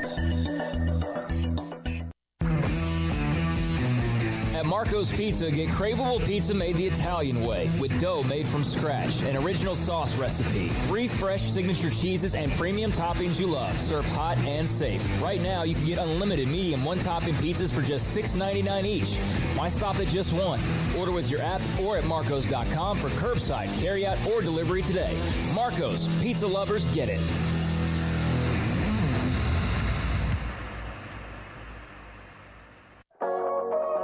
Waco Regional Tennis and Fitness was built to help give you a chance to enjoy elite tennis facilities and also remain fit or reshape your body. Now Waco Regional Tennis and Fitness has gone through its own physical changes. There are 7 large flat screens stretched across the main and improved weight room with Wi-Fi available and their own app to enjoy news, business, weather, or sports channels. The beautiful sound of active treadmills and elliptical machines, group exercise classes throughout each day, a new ballet bar for bar classes, a new look lounge and bar with beer and wine with more large flat screens available. Touchless water fountains outside each spacious men's and women's locker rooms, showers, sauna, and whirlpool. Upgraded PA system throughout the world-class tennis courts and lessons for adults and juniors. I promise you'll look and feel better. You just need to walk through the front door. Also, Waco Regional Tennis and Fitness with personal trainers Christy London and Randall Corley. 40-plus group exercise classes, including twice-a-week boot camp. So start today, not tomorrow, at Waco Regional Tennis and Fitness on Lakeshore Drive in Waco.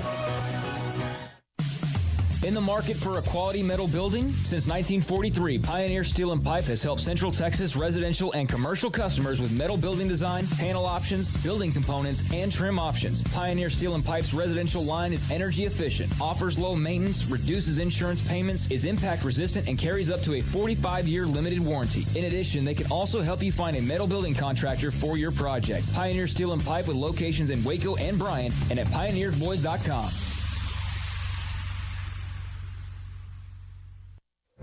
Stepping into the boots of a U.S. Army officer can add confidence and leadership skills to your son or daughter's career path. See all the things they can achieve in our boots at GoArmy.com. U.S. Army Waco Recruiting Company, 254-598-8131 or 254-776-1543. Welcome back to SicEm365 Radio.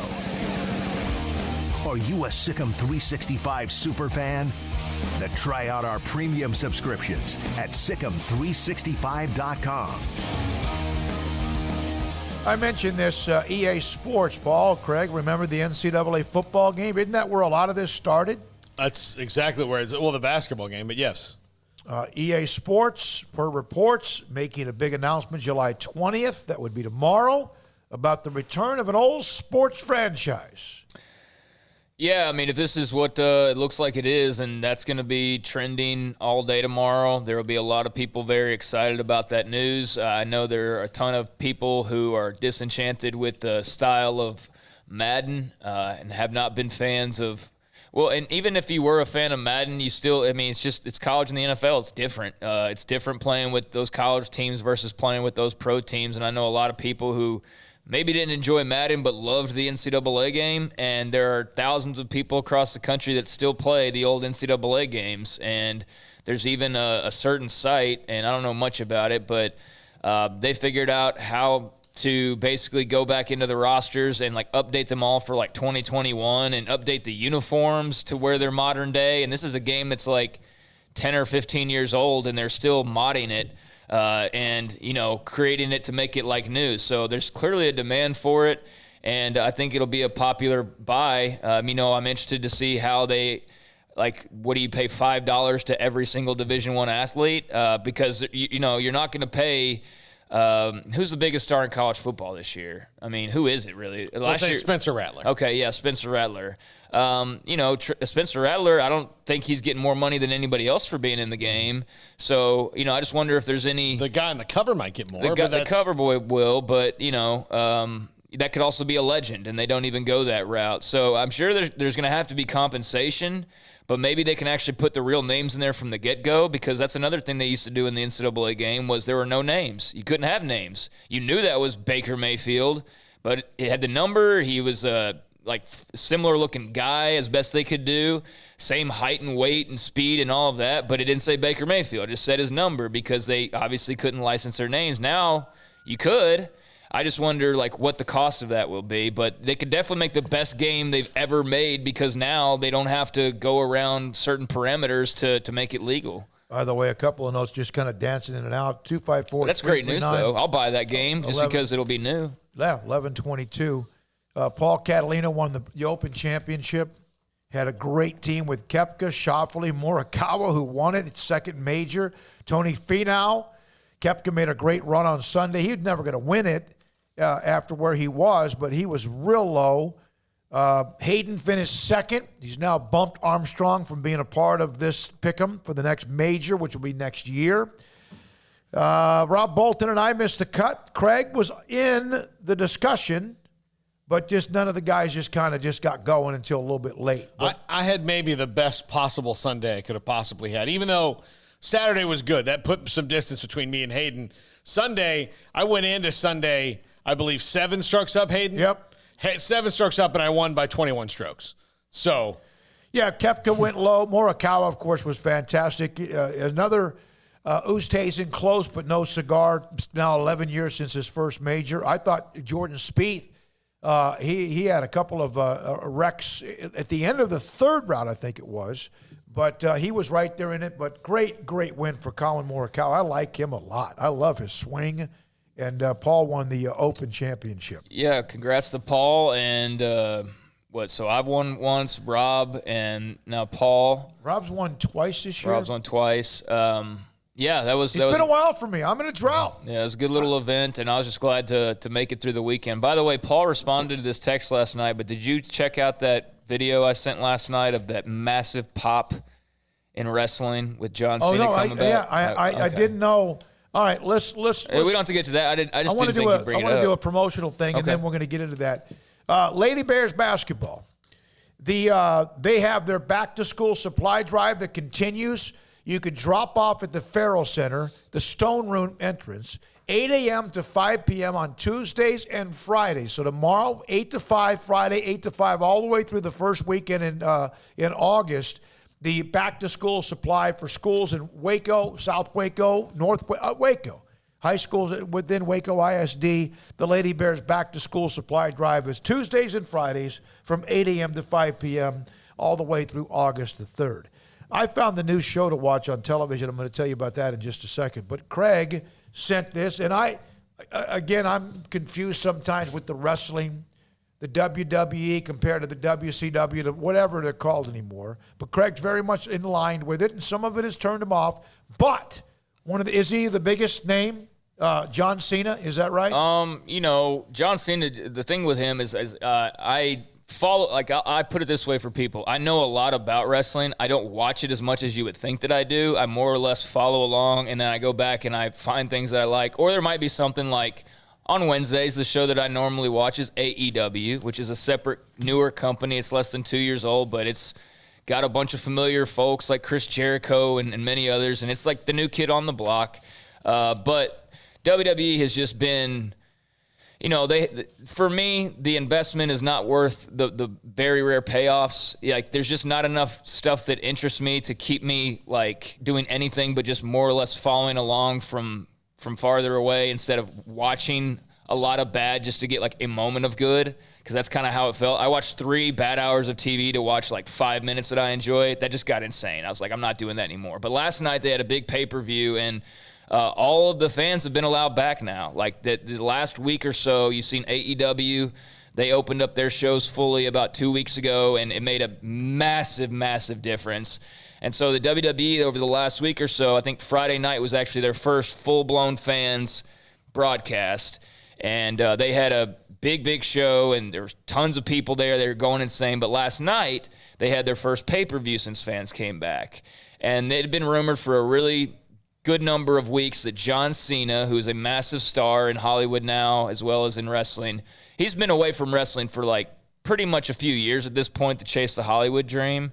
And he made his return, his first time he's been on WWE TV in a really long time. He's going to be back to being more of a regular for at least the next couple of months as they build to their next pay-per-view. But he came out, and even though a lot of people expected him to come out, at the very end of the show he does, and the reaction to it was just like, if you didn't, after all we've been through over the last year with like watching the NBA playoffs and all you hear is the ball bouncing, listening to a baseball game and you can hear like the sunflower seeds being spit, it's so quiet. And we've gradually gotten that back. But to hear the reaction that John Cena got last night in that arena, it hit me in my soul, is what I said on Twitter. It's just that moment of, wow, fans are really back, and they're back, and they matter, and they were loud, and it was just an incredible moment that just, it made me feel alive, man, because it was people happy and screaming and being able to just be people again, and it was awesome, and I loved every second of it. Well, it was an explosive moment. I heard it when you sent it, and it was very, very explosive as far as the roar of the crowd. From TJ, you can't watch WWE like you could when Steve Austin and The Rock were in it. Yeah, I mean, we're going on 25 years since those guys were really big deals. That's kind of my problem with the WWE as well. Is, hey, the current guys, we don't really know how to manage them outside of 1 or 2 guys. So like Roman Reigns is their big push, and that's who Cena came out to basically face off with last night. But outside of like a couple people, they basically fumbled the bag at every turn. But they have that nostalgia factor. That's one thing a new company can never compete with, is the nostalgia factor. And so whenever they need a little bit of a boost and the ratings are going down or the timing is right, let's bring back John Cena, let's bring back The Rock, let's bring back Stone Cold, let's bring back, it's always the old timers. And Cena's still wrestling, and he will, but yeah, he got a massive, massive reaction. It was awesome to see that. He's between 2 huge movies right now. Yeah.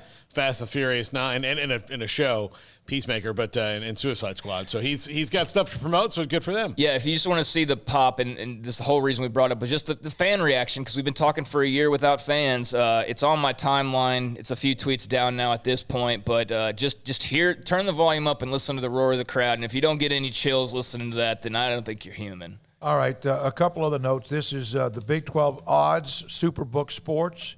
Oklahoma is the heavy favorite. Iowa State, Texas, TCU, Oklahoma State, West Virginia, Baylor 7, Kansas State 8, Texas Tech and Kansas. Kind of like, in a way, a lot of the preseason poll has come out. What's Kansas, 1,000 to 1? 2,000 to 1. Jeez. Baylor's 80 to 1. So is Kansas State and also Texas Tech. And the thing is that you could maybe in some cases as a KU fan go man, that would be a great deal to make. But you just know you have zero chance of that. I put down $1, I'd win thousands of dollars, but that's a waste of $1 because Kansas is not winning the Big 12 and not even coming close to it. Well, and here's the thing: Oklahoma's 4-5, Iowa State 12-5, Texas ahead of TCU 10-1 to 14-1. Texas is there because they want you to react to it. That's part of the deal as well. Although in some places they were picked in the preseason poll where they were, I think wasn't it at number 3. All right, do you have the picture of JD, Jack? All right, put that up. We've got to congratulate JD Pickell, SicEm365. You see this, guys? Mm-hmm. JD over the weekend. I don't know. But I talked to him on the phone earlier today about something completely different. He said, I don't know about this one weekend because he's trying to set it, but JD is now engaged. Well, good for JD. JD Piquel, congratulations, JD. He does the hard count and a few other things as well on SicEm365.com. One baseball note the Rangers know. So I'm just kind of monitoring the game off. They just had the game cast up. In the second inning, Toronto led Texas 10-0. Mm-hmm.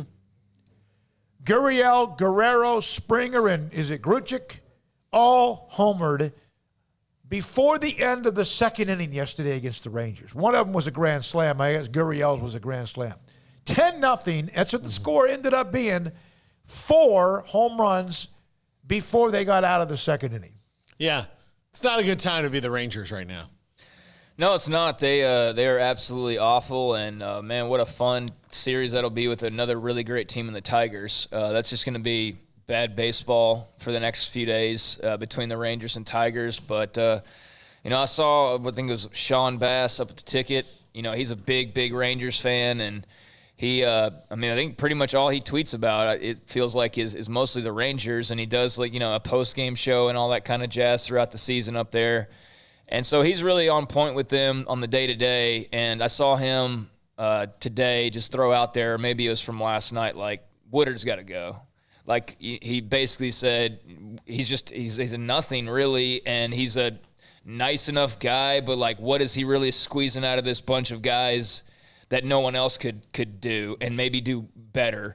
So, Woodard's had the weird year last year, obviously, and then this year's been a little bit more normal, but what do you guys think about that? You think it's already time to kind of switch over, or is that just avoiding the actual problem? What's it going to do? Is it going to make him any better? I don't mean like right now. I just mean like moving forward, that's not the guy that needs to be the manager. If this is going to be, and this depends on what's the meat of their roster going to be.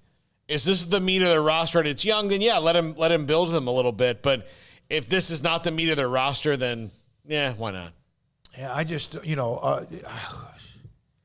don't know. I don't think Leo DeRocher could make a difference, even if he could go. I know he's gone, but or Casey Stengel or whoever else. One other note, basketball, then a break. Marcus Carr, Minnesota, transferred to Texas. Chris Beard now has like 6 of the top 31 transfer portal players now in Austin. That sounds fantastic. He picked them over Louisville, Kentucky, Kansas, and others. Even had a chance to play pro. Marcus Carr from Minnesota. It's going to be an interesting watch.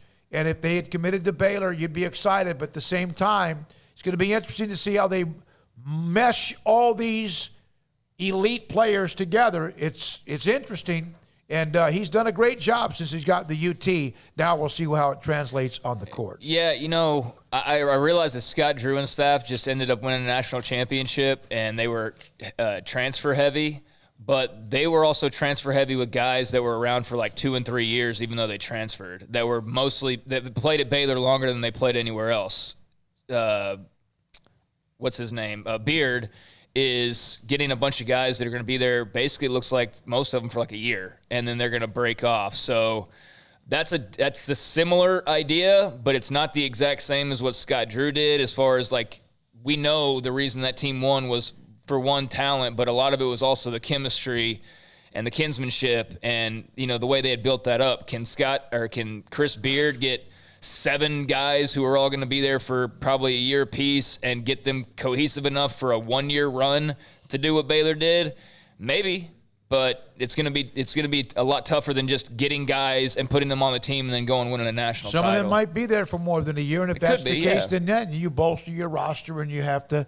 You got to get better, which they felt like they needed to do. That's why there was the coaching change. When we come back, 254-339-1122. Also, just after 5, Shane Anderson of Midway High School from the Texas Coaches Association Convention down in San Antonio. And this is SicEm365 Radio. IdealMRI.com. What do? They save you a lot of money. They also find out what hurts. It's a pretty good deal. If you got some sort of an issue with your shoulder, your knee, some sort of pain that hurts, that shuts you down, that you can't function, you can't sleep, and you've been to the doctor and they need a little bit of a better look of why you have this issue, whether it's a ligament or a muscle, something hurts badly. And an MRI can possibly confirm that and most likely tell you what it is or what it's not. And IdealMRI.com does that every day. inside their facility, which is state-of-the-art technology, the MRI machine that's fantastic. I've been in it a couple of different times in the Central Texas marketplace, off I-35 in the south part of Waco, just off the access road 340 and Highway 6. IdealMRI.com, $497 for an MRI every time or less. $497 or less every single time, and the average MRI is $1,100. So IdealMRI.com can help you find out what hurts. And if your doctor wants an MRI, you tell them. IdealMRI.com. Boozers is the wedding ring store and more. If you're ready to get engaged or already married and want to upgrade your wife's ring for a special anniversary, Boozers is the place to go. With the largest selection of premier quality diamond engagement rings and wedding rings in Central Texas. They have 7 cases with over 300 styles of rings from top designers like Natalie Kay. Choose from yellow, white, or rose gold, plus beautiful top quality loose diamonds. With an in-house jewelry, they can also custom make anything you want. Bring in a picture or drawing and let Boozers create your one-of-a-kind pendant or ring. They can even use some of your old gold and diamond jewelry to create something new. At Boozers, you'll find a great selection of quality timepieces, and Boozers is the place for expert watch maintenance and repairs, too. They specialize in expert Rolex watch repair for fine jewelry, watches, custom work, and more. Go to Boozers on Valley Mills and Lake Air Drive in Waco. Boozers, the wedding ring store. Rediscover the thrill of driving with power and exceptional handling and control in a new 2021 Cadillac from Richard Carr Cadillac. Whether you drive the dynamic 2021 CT4 or CT5 sedan or the sporty and spacious XT4, XT5, or XT6 lineup of SUVs, starting at only $32,900, the Cadillac of your dreams is waiting now to make your 2021 an exceptional year at an affordable price. Test drive from the expansive selection at Richard Carr Cadillac, or let us bring a test drive to you. Go to richardcarcadillac.com to schedule a test drive today. Don Humidor, your home with a 48-foot walk-in humidor with the elite cigar brands from around the world, including the #1 cigar of the year, Aging Room Cuatro Nicaragua. Plus, they have the great brands like Macanudo and Artur Fuente, Rocky Patel, Aston, and so much more. CBD, great for sore muscles, aches and pains, sleep, Vita Dreams, and anxiety, mild depression, general health and wellness. Their staff very knowledgeable on the subject. If anyone is curious about CBD, ask Carol and Ashley. Don Humidor in the Townwest Shopping Center off Valley Mills in Waco. With so many companies and policies out there, it gets so confusing shopping for insurance, and I never know if I'm getting the policy that's right for me. Luckily, I met the team at the Niche Group Insurance Agency. With the Niche Group, you can go to one company and get access to coverage options from many insurance carriers, and you get to speak to a real person about your specific coverage needs. With the Niche Group, I know I'm getting the right coverage at the right price. If you need insurance, talk to the experts at the Niche Group at 1-800-258-8302. With more than 160,000 alumni worldwide and counting, the Baylor family is growing. And through the university's expanded Baylor alumni program, the family is growing closer. With hundreds of local volunteers planning events in cities and towns around the country, you can gather with fellow Bears no matter where you are. So, get connected, get something started, get involved, and make plans to get together with Baylor alumni. Visit us at baylor.edu/alumni. Three Nations Brewing Company is a recognized award-winning brewery that has been recognized for being a community leader, a successful business, and most of all for brewing great beer. Three Nations offers the community something fun all throughout the week. Wednesday night bingo, Thursday trivia, New Beer Friday promotes fresh beer from their small batch system, and live music every Saturday night. There are regular celebrations such as St. Patrick's Day, Switchyard, Cinco de Mayo, July 4th, new beer launches, dog rescues, annual anniversary events, and Oktoberfest parties. Three Nations is a dog-friendly and family-friendly brewery. Don't miss out on the fun. So come visit Three Nations Brewing Company on East Vandergrift off I-35 in Carrollton. Welcome back to SicEm365 Radio. The SicEm365 Radio app is sponsored by Alan Samuels Dodge Chrysler Jeep Ram Fiat in Waco. Your friend in the car business at Loop 340 and east of 84. Come by. Let's be friends. Yeah, last week, I believe, don't remember if it was off the radar, but at some point we brought up the NFL revenue stream. and each team received a $309.2 million payment in national revenue. That doesn't include local revenue. Of course, local revenue was down, even though it was still revenue. The Packers, for example, that's confirmed. That's what they got, $309.2 million. However, locally, the Packers reported a revenue of $61.8 million, otherwise known as a lot of money, down 71% from the year before because ticket sales, sponsorships, game day income, merchandise sales, and that resulted in an operating loss of $38.8 million for the first time in 20 years. They had an operating loss. Well, think about just the 49ers. Remember who owns them. Yeah. Think about the 49ers in Santa Clara. They did not have one single fan the whole year. They didn't sell one single hot dog. They didn't make $1 off of a parking space. They didn't sell any tickets. They didn't, sell any beer, soda, nothing. They made no money off that all year long. Yeah, now this year, get ready to go back to paying $100+ for a parking spot, not to mention your ticket and all the other things that come with that. So, yeah, we didn't have the full sports package. They didn't have the full fans package, but that's about to get revved up because, that's one thing that really does kind of disturb me about this whole pandemic situation is, the businesses that are already very well off, and yes, they took a hit last year, but it's not as though they went out of business that are now going to try to make up for lost time instead of just saying like, hey, we made it through and let's keep moving forward. And now it's like, oh, well, now we got to go grab all that money that we should have had. And it's just that just level of greed just disturbs me. It just does. Mark Murphy, who is the guy that runs the Packers, team president, noted three things that helped the Packers offset some of the revenue shortfall. The team didn't need to dip into the corporate reserves, now up to $511 million. But it used those funds to open a credit facility. The team's investments also benefited from a strong market performance during the fiscal year. Gains jumped to $120 million following a $21 million loss the prior year. So they're fine. NFL teams are fine, but that's still a big hit, even when you get over $300 million. And, of course, I think the NFL, isn't there a $105 billion deal that kicks off to start the 2023 season? They're going to be just fine. They're fine. Yeah, they're fine. My whole thing is, a lot of the reason we're seeing some inflation or whatever is because companies are trying to make up for lost time. And I think what everybody's got to realize is like, no, you just don't get that money from 2020. It's not that you get to go back in time and go get all that money back. We all just need to start back over in 2021, and let's make our money from there. Not let's go dip back into people's pockets to make up for the $200 million that we should have had, even though we already have $1.3 billion. Like that's what disturbs me.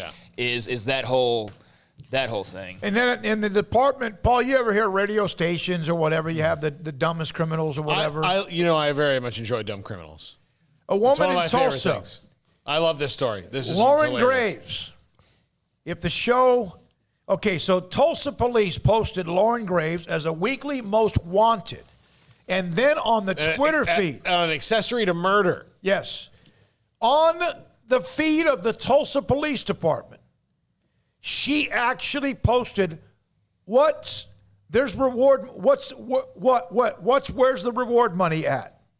There's so much grammar issue there. It's just where's the reward money at? All right. Then Jane Doe, Lauren Graves, girl, you better stay off social media. They can track you. Dylan Boyd ain't going to be funny when you get processed. Well, sure enough, this went viral. Sure enough, guess what they did? They found Lauren Graves because of a social media post trying to be smartass. Why are you trying to get your own reward money? Well, charged with accessory to a murder. If you see the picture of her after her arrest, I don't think she's all there. Yeah. It's very creepy, smiling picture.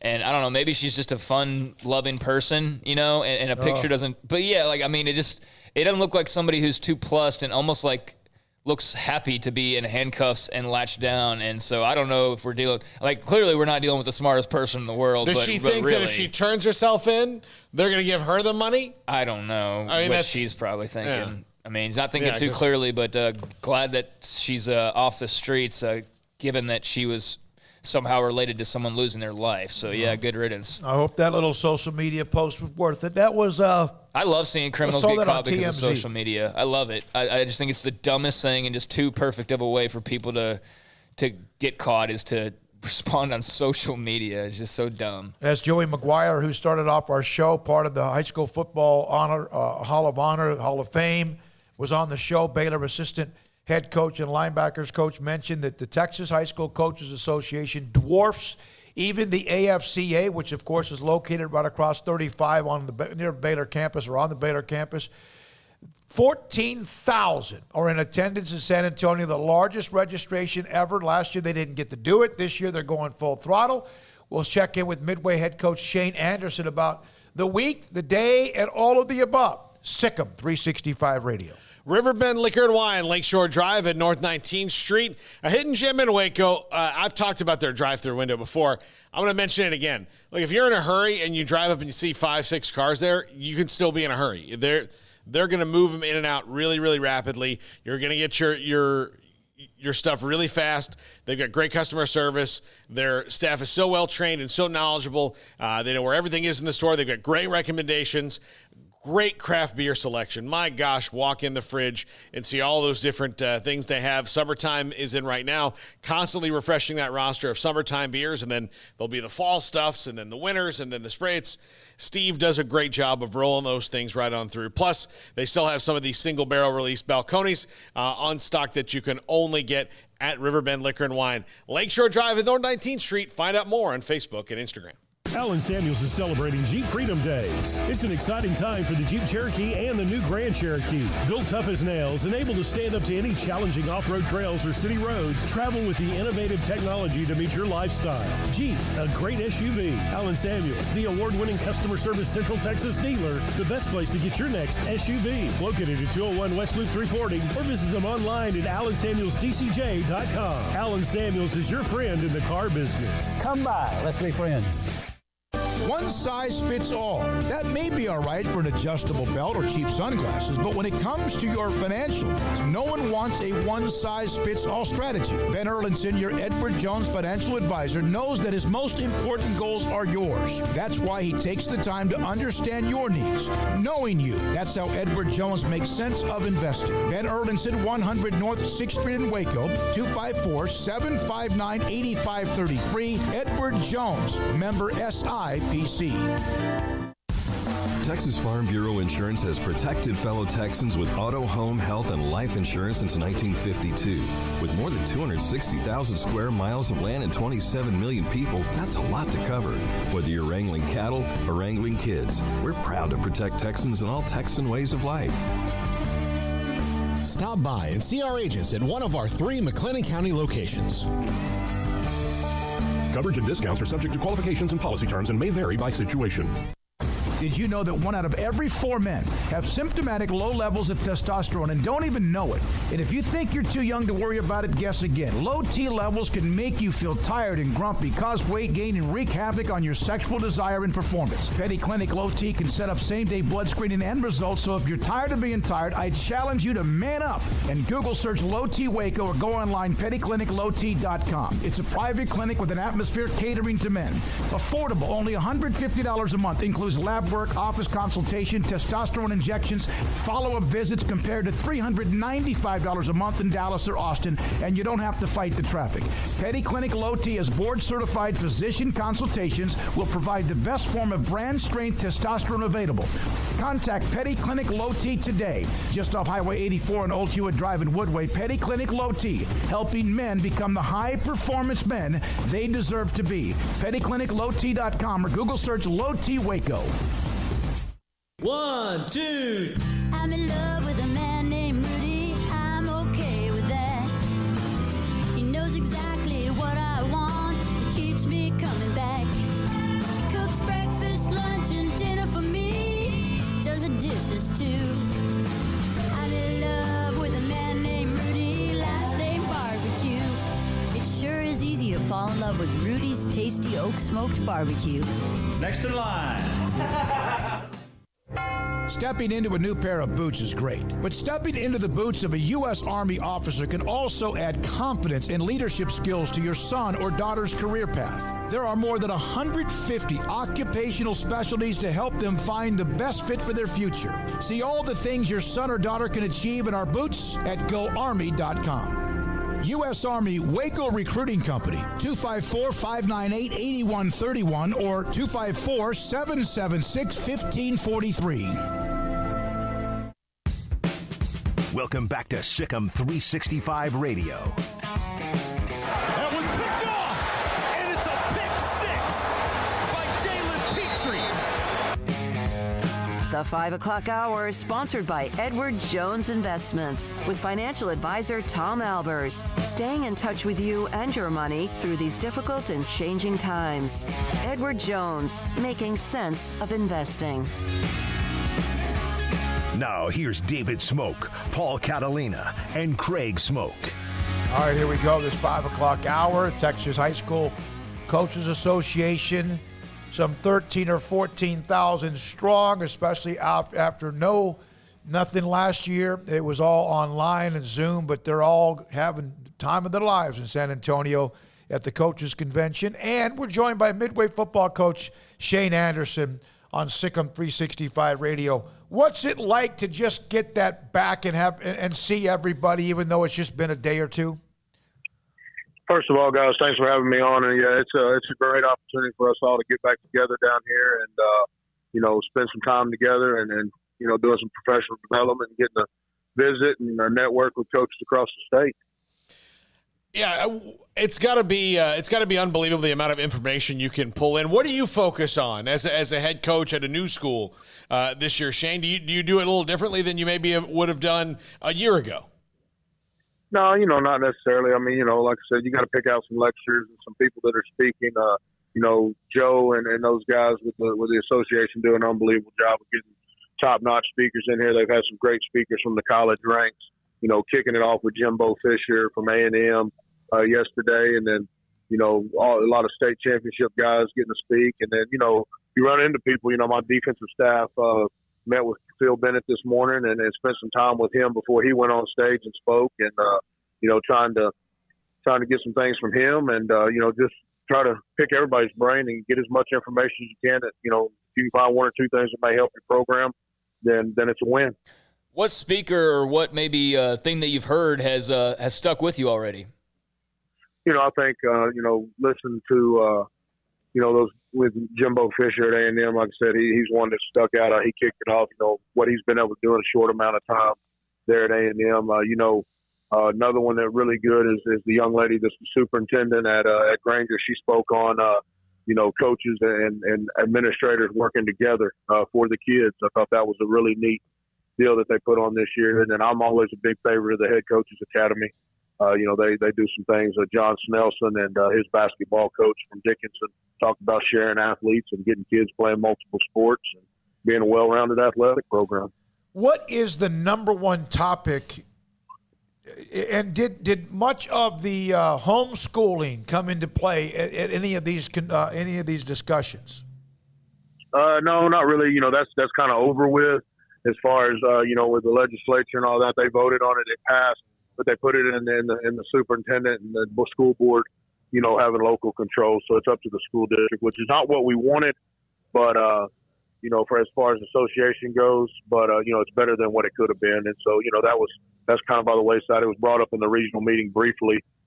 Just thanking the coaches for their calls and then their outpouring to the legislature. So you kind of explain that you mentioned, I saw the picture. I think you're the one that sent the picture out of Phil Bennett. We had Joey McGuire on. He was honored, of course, over the weekend and what he means to Texas high school football. This is a massive gathering of coaches that normally get together. And Joey said, Shane, this is the largest contingent ever. Is that right?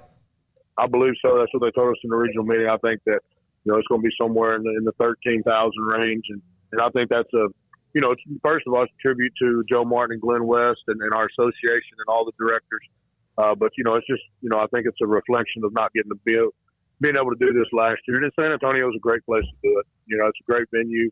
Convention center here is unbelievable. a lot of space, a lot of room, restaurants, you know, different places to go, you know, and so it's been a real fun time. I was able to hang out with Joey and those guys after the Hall of Honor deal the other night, spend some time with those guys. It was neat to see Matt Rule come back for that. Yep. And got to hug his neck and talk to him briefly, and it was just a neat deal, man. You get to see guys from all over the place. You know, also you mentioned your guys got a chance to pick the brain of Phil Bennett. That could be dangerous too, right, Shane? That could be Ain't no doubt. But you know, with the style of offense we're going to try to play this year at Midway and Coach Allison's offense, you know, he's got the keys to the car, and we're going to let him go as fast as he wants to go. Very similar to what Coach Bennett had to deal with at Baylor with Coach Browse. And so I wanted my guys to be able to talk to him on some things that he thinks made that better, and made him capable of being able to, you know, to be a good defensive coordinator and get some stops in a high-powered Big 12, and you know, making sure we talk to our guys about, you know, what it's like to play defense with a fast-paced offense, and knowing that we may go for it on fourth down, or we may, you know, snap the ball with 39 seconds on the play clock. So it's got to be a total buy-in by everybody on your staff, and I just wanted them to be able to kind of use their mind on some things talking to Phil, and know that he did it at a high level, and hopefully we can as well. Yeah, I've seen Tommy's offense in practice. Sometimes you got to remind him that you can punt. He didn't like it. Yeah, we'll see how it all unfolds. Like I said, we got to find a punter first. So I said hopefully we can do that. We can do that here in the next couple of weeks and be ready to go on August the 9th. But no, it's going to be a lot of fun. You know, I'm excited. Staff came together really nice. You know, that's a tribute to Brad Shelton and our athletic director and his assistants and everybody that played a part in that. And I'm really blessed to have landed the staff we landed in a short amount of time. And, you know, I think it's going to be a really exciting time for Midway football. Shane, kind of, you know, compounding or expounding upon that, do you feel like you've settled in now? Does it feel like normal routine to be back in Midway? And what's it been like, just the process? I know, you know, guys aren't in school right now, but, you know, slowly but surely getting to know the players along the way. Yeah, it's been a lot of fun. It's been really refreshing and really rejuvenating. You know, first 3 weeks, I'm not going to lie to you, was pretty overwhelming. It was, you know, trying to hire, you know, basically a full staff in a short amount of time. And, you know, once we got the staff hired and we took a week off for 4th of July and catch our breath, and I was able to spend some time with my wife and kids and Gulf Shores and do some things with them and then get back, and it all came together really nice. I mean, we've been taking full advantage of the, you know, the hour a day deal and being able to work some ball and implement our scheme. And man, hats off to our kids. They've bought in and they're ready to go. They're excited for the change. They're excited for the new offense and defense. They're excited for August to get here. And we just got to keep taking baby steps and making sure we're getting better each and every day. And like I said, hopefully we can be ready to go on the 27th when we play Round Rock in non-district. What's the most in attendance that you've ever spoken in front of? You know, I was fortunate enough to speak, you know, at some pretty big clinics, you know, as the head coach at Connolly. And like I said, I think, you know, I spoke at Southeast Texas Coaches Clinic, and there were several hundred people in that room, and then spoke at several regional meetings and a couple other clinics. But I'd say, you know, 300 or 400 or 500 maybe. It's a pretty good number. Yeah. Shane, thank you for jumping on. I asked him, I sent him a text. I said, what will you be doing at 5 o'clock besides having chips and hot sauce and maybe something else? I interrupted that from you. No, I appreciate it, guys. It's a lot of fun, and thank y'all for what y'all do. I look forward to working with you guys this season. Can't wait. Thank you, Shane. Shane Anderson, the head football coach. You have another one? Head football coach at Midway. All right, I got a couple of notes here. Here are some of the speakers of this convention. Dave Aranda with Jeff Grimes. We knew that. Sonny Dykes, Jimbo Fisher, Pete Fredenberg, Mary Hart and Baylor. Jeff Lebby, offensive coordinator at Ole Miss. Phil Bennett with Seth Luttrell, North Texas. Gary Patterson. Jeff Banks, assistant coach at Texas. Steve Sarkisian, Nick Saban.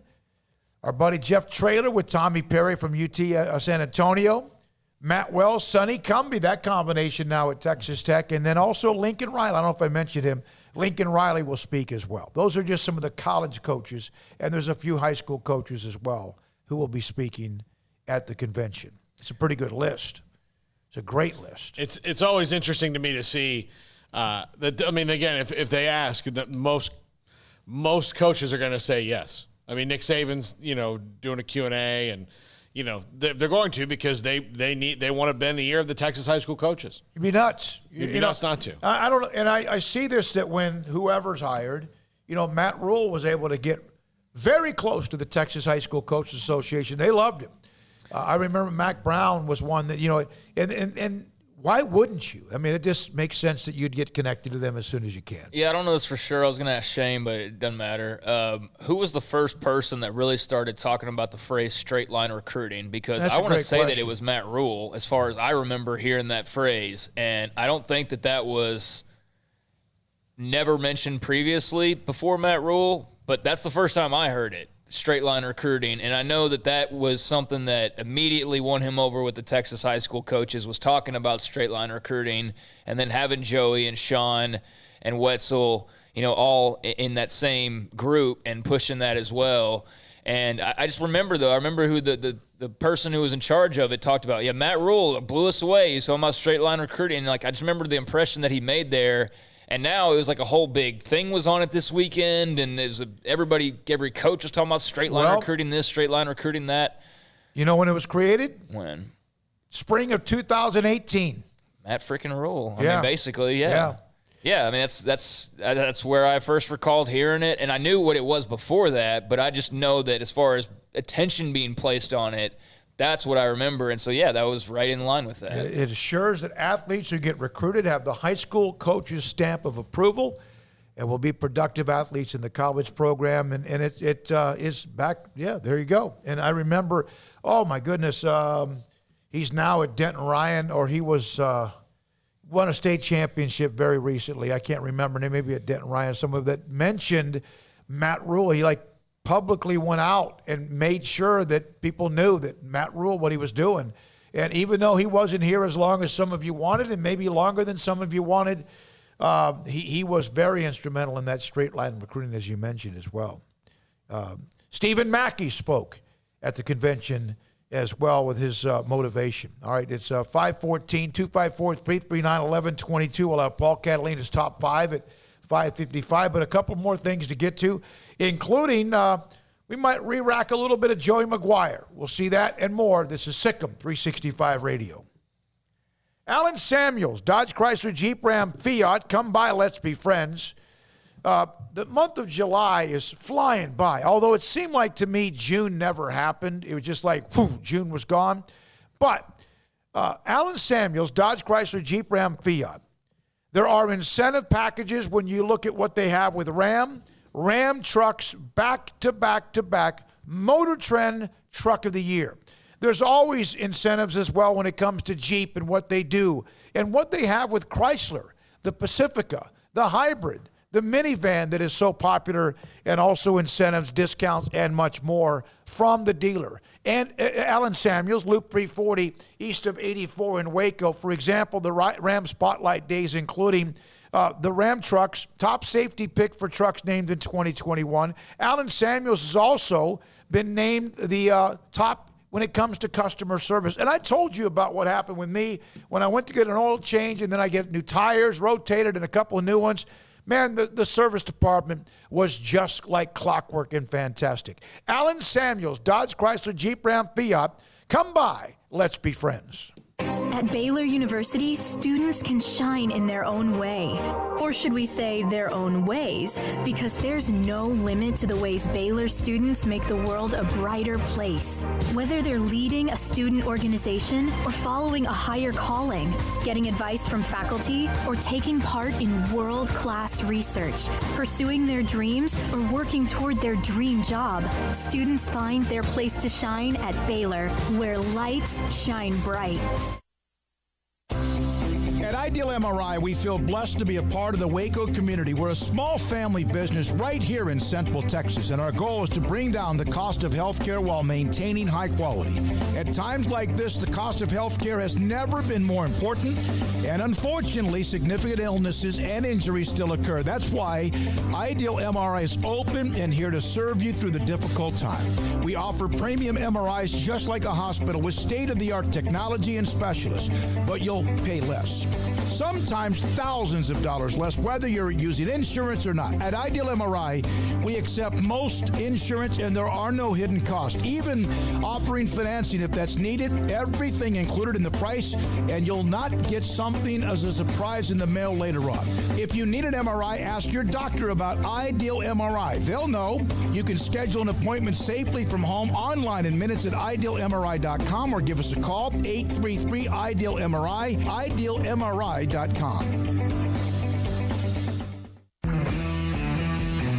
At Marco's Pizza, get craveable pizza made the Italian way with dough made from scratch, an original sauce recipe, 3 fresh signature cheeses, and premium toppings you love, served hot and safe. Right now, you can get unlimited medium one-topping pizzas for just $6.99 each. Why stop at just one? Order with your app or at marcos.com for curbside, carryout, or delivery today. Marco's, pizza lovers get it.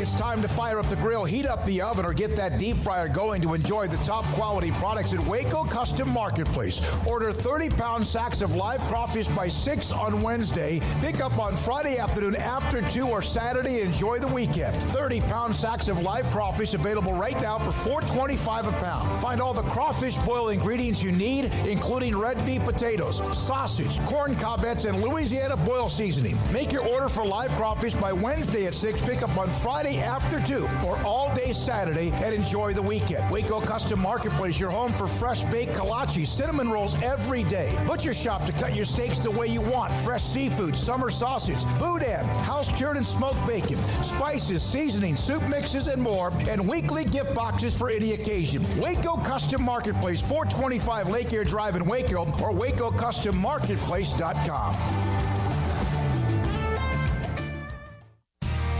How did Edward Jones become one of the biggest financial service companies in the world? By not acting that way. Financial strategies, one-on-one advice, it's a big difference. And that's why Brad Wilson, your Edward Jones financial advisor, makes sense of investing. Experience the difference for yourself. Brad Wilson, 250 Sharon Drive in Woodway, 254-776-4337. Edward Jones, member SIPC. Welcome back to SicEm365 Radio. Have you subscribed to our YouTube channel? Do it today by searching Sic'em365 on YouTube. Well, he's one of the most successful high school football coaches ever in the state of Texas. And, of course, he's the assistant head coach of Baylor football. And the Texas High School Football Coaches Association going on, this convention going on this year in San Antonio. Joey McGuire joins Craig and Paul, David Smoak on SicEm365 Radio. How much fun is it just that you're around all that again, the convention and shaking hands? I saw pictures. Shane Anderson sent me a picture, among others. Matt Stepp. What's it like just to get back in that environment? Man, it's incredible. It is incredible. At first, it's great talking to you guys, but it is. This has been the biggest pre-registration for Coaches School. They were over 13,000, and then of course you have all your walk-ups, and so I think everybody's just so excited to be back around each other and have some sort of little bit of normalcy, and everybody's excited for the football season. Before we get into you being in the Hall of Honor, what is it like to be a part of that fraternity of Texas high school coaches? I know that other coaches, states in the country probably have our tight-knit group, but there's something different about this, isn't there? There is. I think just the professionalism of whenever you have an association like the Texas High School Coaches Association, and then you have the UIL, just those two entities. And the way they can bring the sports together and the way they do things, I think it's just a whole different level. And, just the professionalism of this association too, and wanting to learn from each other, and the education they put together for the coaches, for their kids, and just more and more of the things that different people deal with, just the things that they're trying to do for the students in Texas. It's pretty incredible, and it's one of those deals too. You're everywhere in the public school system where you're talking about coaches, they're teachers or they're full-time employees, to be able to do this. So you're not having people coming from the outside like some different states to where that's their second job. This is definitely a calling and a job, and in Texas to be a high school coach. So, Coach, we were at Big 12 Media Days last week, and it was the first time seeing Dave Aranda in a while. And I remember hearing his first introductory press conference and just kind of how mild-mannered he was and almost too quiet to even hear. And then to see him last week, I mean, he was all smiles. He was just in a great mood, and he seemed to be having a lot of fun. What kind of growth and just what have you noticed with Dave Aranda over this last year, his first as a head coach? Well, I watched all those guys. I love watching all those, the media days and listening to different coaches. And, first I thought Coach did a great job expressing, what this team is starting to become. And then I thought Terrell and Connor did a great job when they were interviewed. I think, one, getting to go through spring football. I mean, if you think about it, first-time head coach is always tough. I mean, because you're learning so many things. But to go through the COVID and be a first-time head coach, to go through not having spring football and just different restrictions of how you were practicing and how you were meeting and everything like that, and to be able to go through spring football and really, this is our identity, this is who we are, it definitely, I think, gives everybody in the building more confidence that we're going to be ready to line up game one and be a different team than what you saw last year. Yeah, and I can't even imagine. And we haven't been able to talk to you in quite some time, and I don't know if we got a chance to visit with you much at all during spring drills. Can you try to compare what it's like now where you are defensively? And there are some comparisons being made to how stingy the team was a couple of years ago. Well, I'm starting, this spring was starting my 28th year, because I started in the spring when I first started coaching. And I've been around a lot of great coaches and been around a lot of different schemes. And just even for me, being in like starting year 2 with Ron Roberts and understanding even more what he wants, I think that helped every coach that was in that room to be better. And then, defensively have so many guys coming back. Terrell didn't go through spring, but, we know who Terrell Bernard is. And then you pick up a couple of guys and shoot, man, one of them is I think he's the best defensive lineman. I know they're not going to put him on the list and everything because he wasn't in the conference last year, but I think, Apu's the best defensive lineman in the Big 12. And I think you're going to see, him making an impact for us this year. Not only with him being on the field, but I think he pushed that room. I thought DJ did a great job of pushing that room for guys to get better, because Cheaty had a really good spring. It's going to be a fun defense. It's going to be a really fun defense. And, we've got two guys that really kind of lead that defense in Petrie and Bernard. And we're going to get after it. I feel I'm really excited to see what we put on the field whenever it comes to the defensive side of the ball.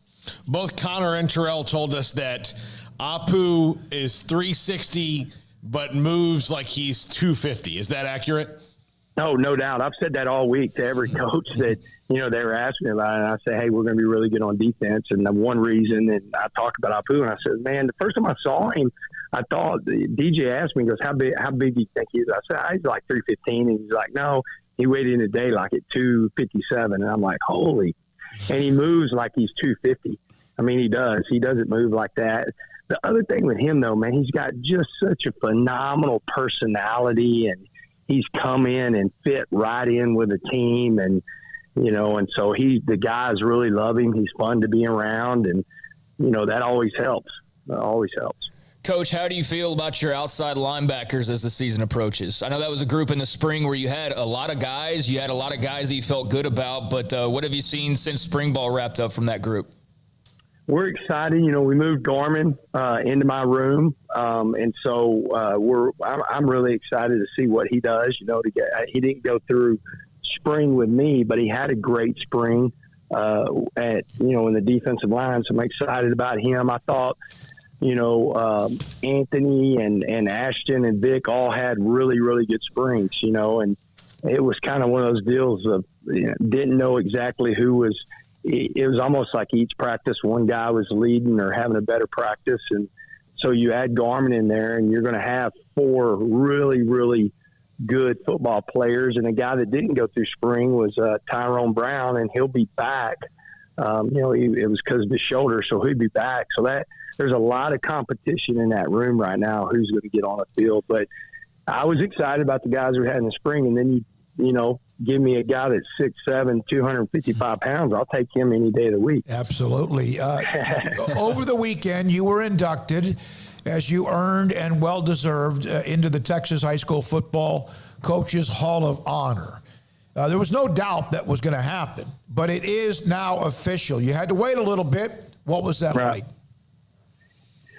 It was I got pretty emotional. Number one, whenever Joe Martin, who is the executive director of the Coaches Association, called me, I started crying. I love this association and what it stands for and what it's given my family. And so it was such a huge honor. But the way I look at it, too, is the assistant coaches and the players. I mean, it just because I told everybody when I was going in, Cedar Hill's going in. Every staff member, every administrator, and you don't go into a Hall of Fame without great players and a great coaching staff. And so it might have my face on it, but it is a part that face, every one of those guys are a part of it. So it was incredible. It was a great moment. It was a great banquet. I was me, I'm never speechless, and I was pretty speechless whenever I think have something to say, whether sometimes I shouldn't say it, but I was pretty speechless. It was a huge honor. I mean, for 28 years in coaching overall, and right now the lion's share of that in high school coaching, I can't imagine, Coach, how overwhelming it must feel to be a part of something like that.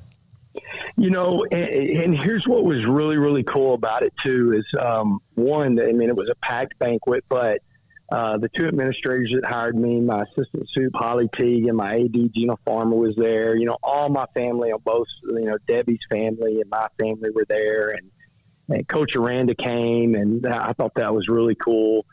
Sean was there and Haley Wetzel, but you also had Coach Rule and Julie flew in for it. And Mike Saravo flew in for it. And then I had there was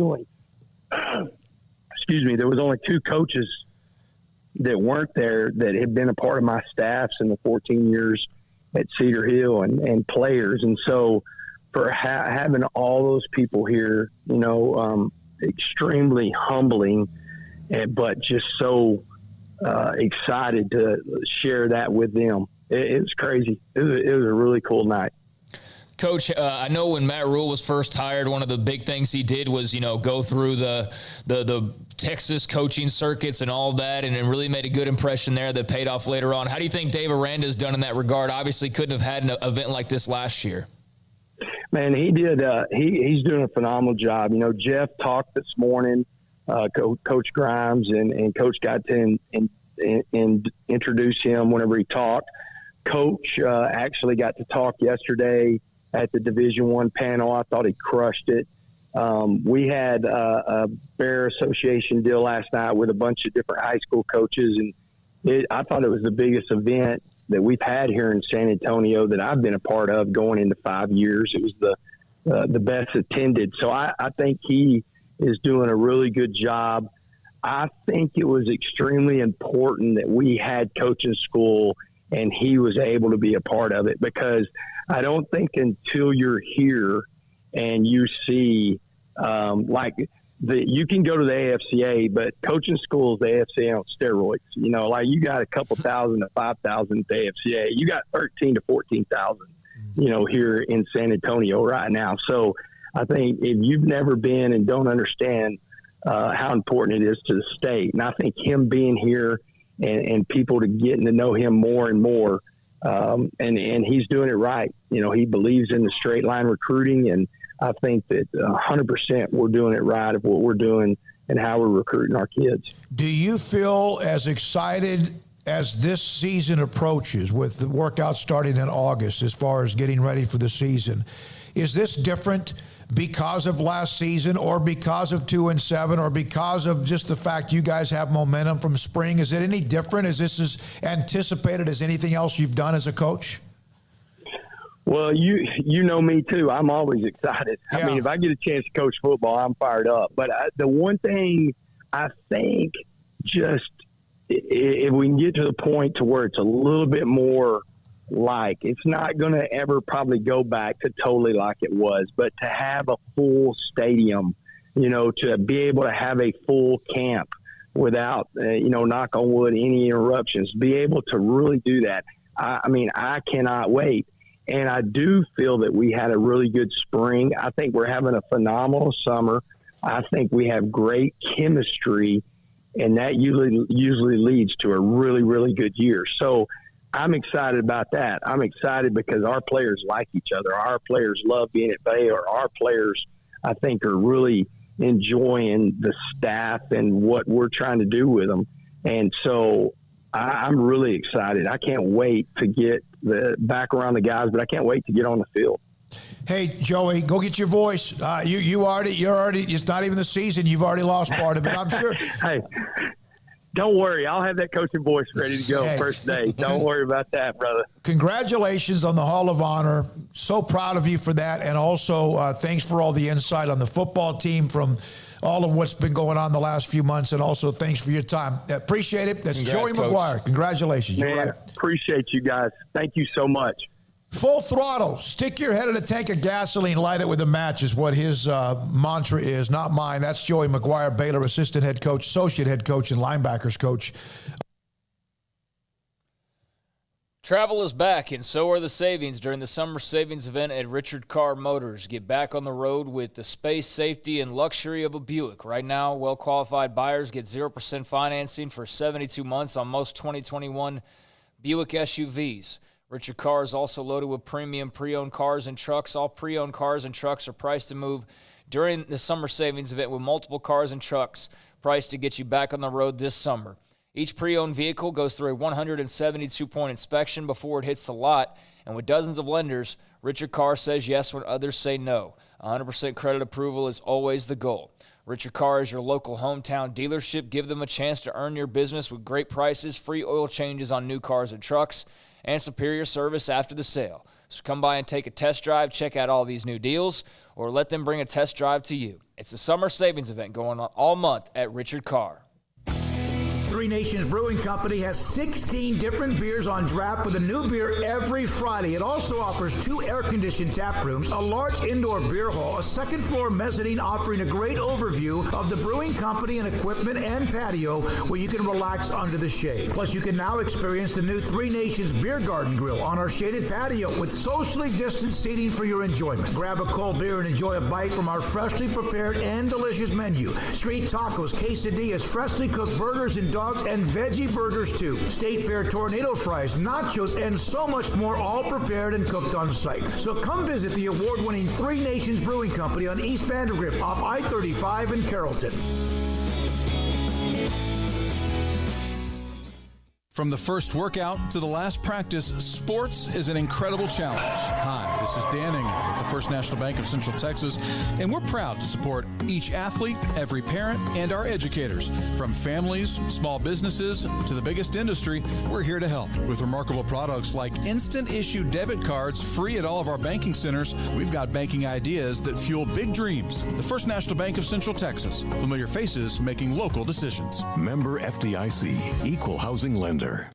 Boozers is the wedding ring store and more. If you're ready to get engaged or already married and want to upgrade your wife's ring for a special anniversary, Boozers is the place to go. With the largest selection of premier quality diamond engagement rings and wedding rings in Central Texas. They have 7 cases with over 300 styles of rings from top designers like Natalie Kay. Choose from yellow, white, or rose gold, plus beautiful top quality loose diamonds. With an in-house jewelry, they can also custom make anything you want. Bring in a picture or drawing and let Boozers create your one-of-a-kind pendant or ring. They can even use some of your old gold and diamond jewelry to create something new. At Boozers, you'll find a great selection of quality timepieces, and Boozers is the place for expert watch maintenance and repairs too. They specialize in expert Rolex watch repair for fine jewelry, watches, custom work, and more. Go to Boozers on Valley Mills and Lake Air Drive in Waco. Boozers, the wedding ring store and more. Riverbend Liquor and Wine has their easy-to-access drive-thru open and convenient and clean in-store location on the corner of Lakeshore Drive and North 19th Street in Waco. Riverbend Liquor has the best and most extensive variety of craft beer selections in Waco, and Balcones whiskey, including single malt, pot still, baby blue, rye, brimstone, and the all-new Lineage in stock. Riverbend Liquor and Wine, family-owned and operated, and a hidden gem in Waco on Lakeshore Drive and 19th Street. And find out more on Facebook and Instagram. Southwest Sports Medicine and Orthopedics, the team physician of Baylor Athletics. Our doctors specialize in the diagnosis and treatment of any and all sports-related injuries. Celebrating over a decade of service in Central Texas, our doctors are equipped to handle a wide range of issues, whether it's your foot or ankle, orthopedic spine care, your hand or wrist, knee and shoulder pain, or if you're in need of our arthritis or total joint clinic. Come see us at the new Baylor Scott and White Ted and Sue Getterman Sports and Orthopedic Center. Trusted doctors at Baylor Trust, Southwest Sports Medicine and Orthopedics. Our goal is to get you back in the game. With so many companies and policies out there, it gets so confusing shopping for insurance, and I never know if I'm getting the policy that's right for me. Luckily, I met the team at the Niche Group Insurance Agency. With the Niche Group, you can go to one company and get access to coverage options from many insurance carriers, and you get to speak to a real person about your specific coverage needs. With the Niche Group, I know I'm getting the right coverage at the right price. If you need insurance, talk to the experts at the Niche Group at 1-800-258-8302. Welcome back to SicEm365 Radio. Have you downloaded the SicEm365 Radio app? Do it today on the App Store and Google Play. All right. We'll have Paul's Top 5 coming up. So today at SEC Media Days, Craig and Paul, and I don't know if I'll ever forget Media Days 2016, the Big 12, because of what was going on post-Pepper Hamilton and that press conference that Jim Grobe did, in which he was treated as if he was, basically the devil. It was 2 days of hell, and everybody was asking questions, and Baylor stood there no matter what, even though you almost wish they would have fought back a lot earlier. But Jim Grobe, Dr. Garland, Mack Rhodes, among others, the players stood there and took a beating for 2 days over the scandal, the football scandal, the sexual assault scandal. Today at SEC Media Days, question to Ed Orgeron. In the past few months, LSU as a school athletic department, you personally have been linked to serious sexual misconduct allegations. I know obviously there's some active lawsuits.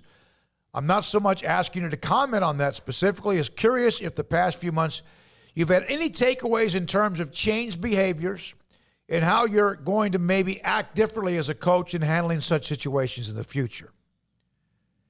Ed Orgeron, that's something I'm not going to comment on. It's an ongoing investigation. I'm not going to comment on any of that. Thanks for asking, though. End of story. Yep. That was that.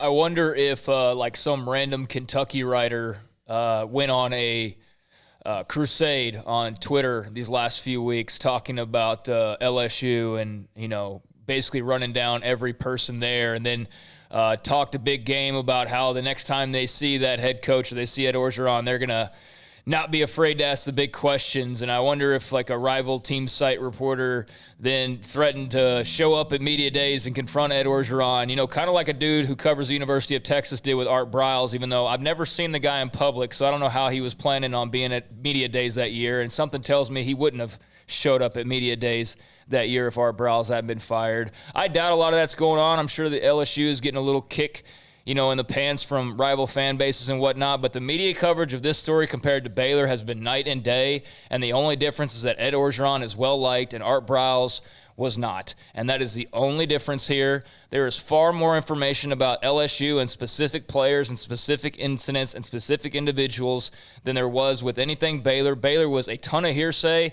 The Darius Geis case alone is more than like pretty much anybody but Oakman had thrown against them. And Oakman went to trial and was found not guilty. So, you know, I don't know that I don't believe any part of the fact that LSU has been covered to an extent, but certainly not front page news, a segment on every sports center for months and months at a time, outside the lines, every single people day. Living in Baton Rouge. Bob Lee, you know, complaining. I mean, I haven't seen any of that. I've seen talk about it. I haven't seen full-blown special episodes dedicated to it. I haven't seen every national writer writing articles about it. And then I see a lot of these national writers who don't write articles about it, even though they had a whole hell of a lot to say about Art Briles. And they, oh, well, I mentioned it on my podcast. Well, that's not the same. That's not the same as you going on the platform which most people know you for and why you have that platform you're writing, and you're not saying a whole lot of anything. You're saying a blurb here or there. You spent entire articles on just hearsay regarding Art Briles. And it's like nothing with Ed Orgeron. It's a mention, and then it's, all right, let's move on to something else. There's been a little bit of talk. There has not been nearly as much, and the only difference is that Ed Orgeron, like I said, is more likable, I guess, than Art Briles, has more buddies in the industry. That much is very, very clear. And the other major difference is it's LSU, SEC, blah, blah, blah, and it's a small Christian school in Texas, and that's what pissed people off more than anything, in my opinion. And LSU has the benefit of their biggest chief rivals, like the good schools. So part of that is that I don't know if anybody from, you know, a Bama recruiting site or a Georgia recruiting site, and those are the two best teams outside of LSU consistently in the SEC, or a Florida recruiting site would go on an absolute rampage on this when the end goal was just to get those Baylor recruits to Texas. Yeah. That's what the end goal was. That's all it was. Was to get those players to go to Texas when it was clear that they would be, especially when they would be released from their commitments. And so the thing is that would never happen in the SEC because they don't need it. They don't need that. Texas apparently needed it, and what did it do for them? Didn't do jack nothing. S. It didn't do anything. Nothing. And so, again, if you're recruiting the right way anyway, you don't need players off somebody's roster, one. And two, you have to build around that. And two, it's just the SEC also doesn't eat their own. They just don't. And part of that might be, listen, you can bark at LSU all you want, but eventually the cold finger of fate's going to point at you.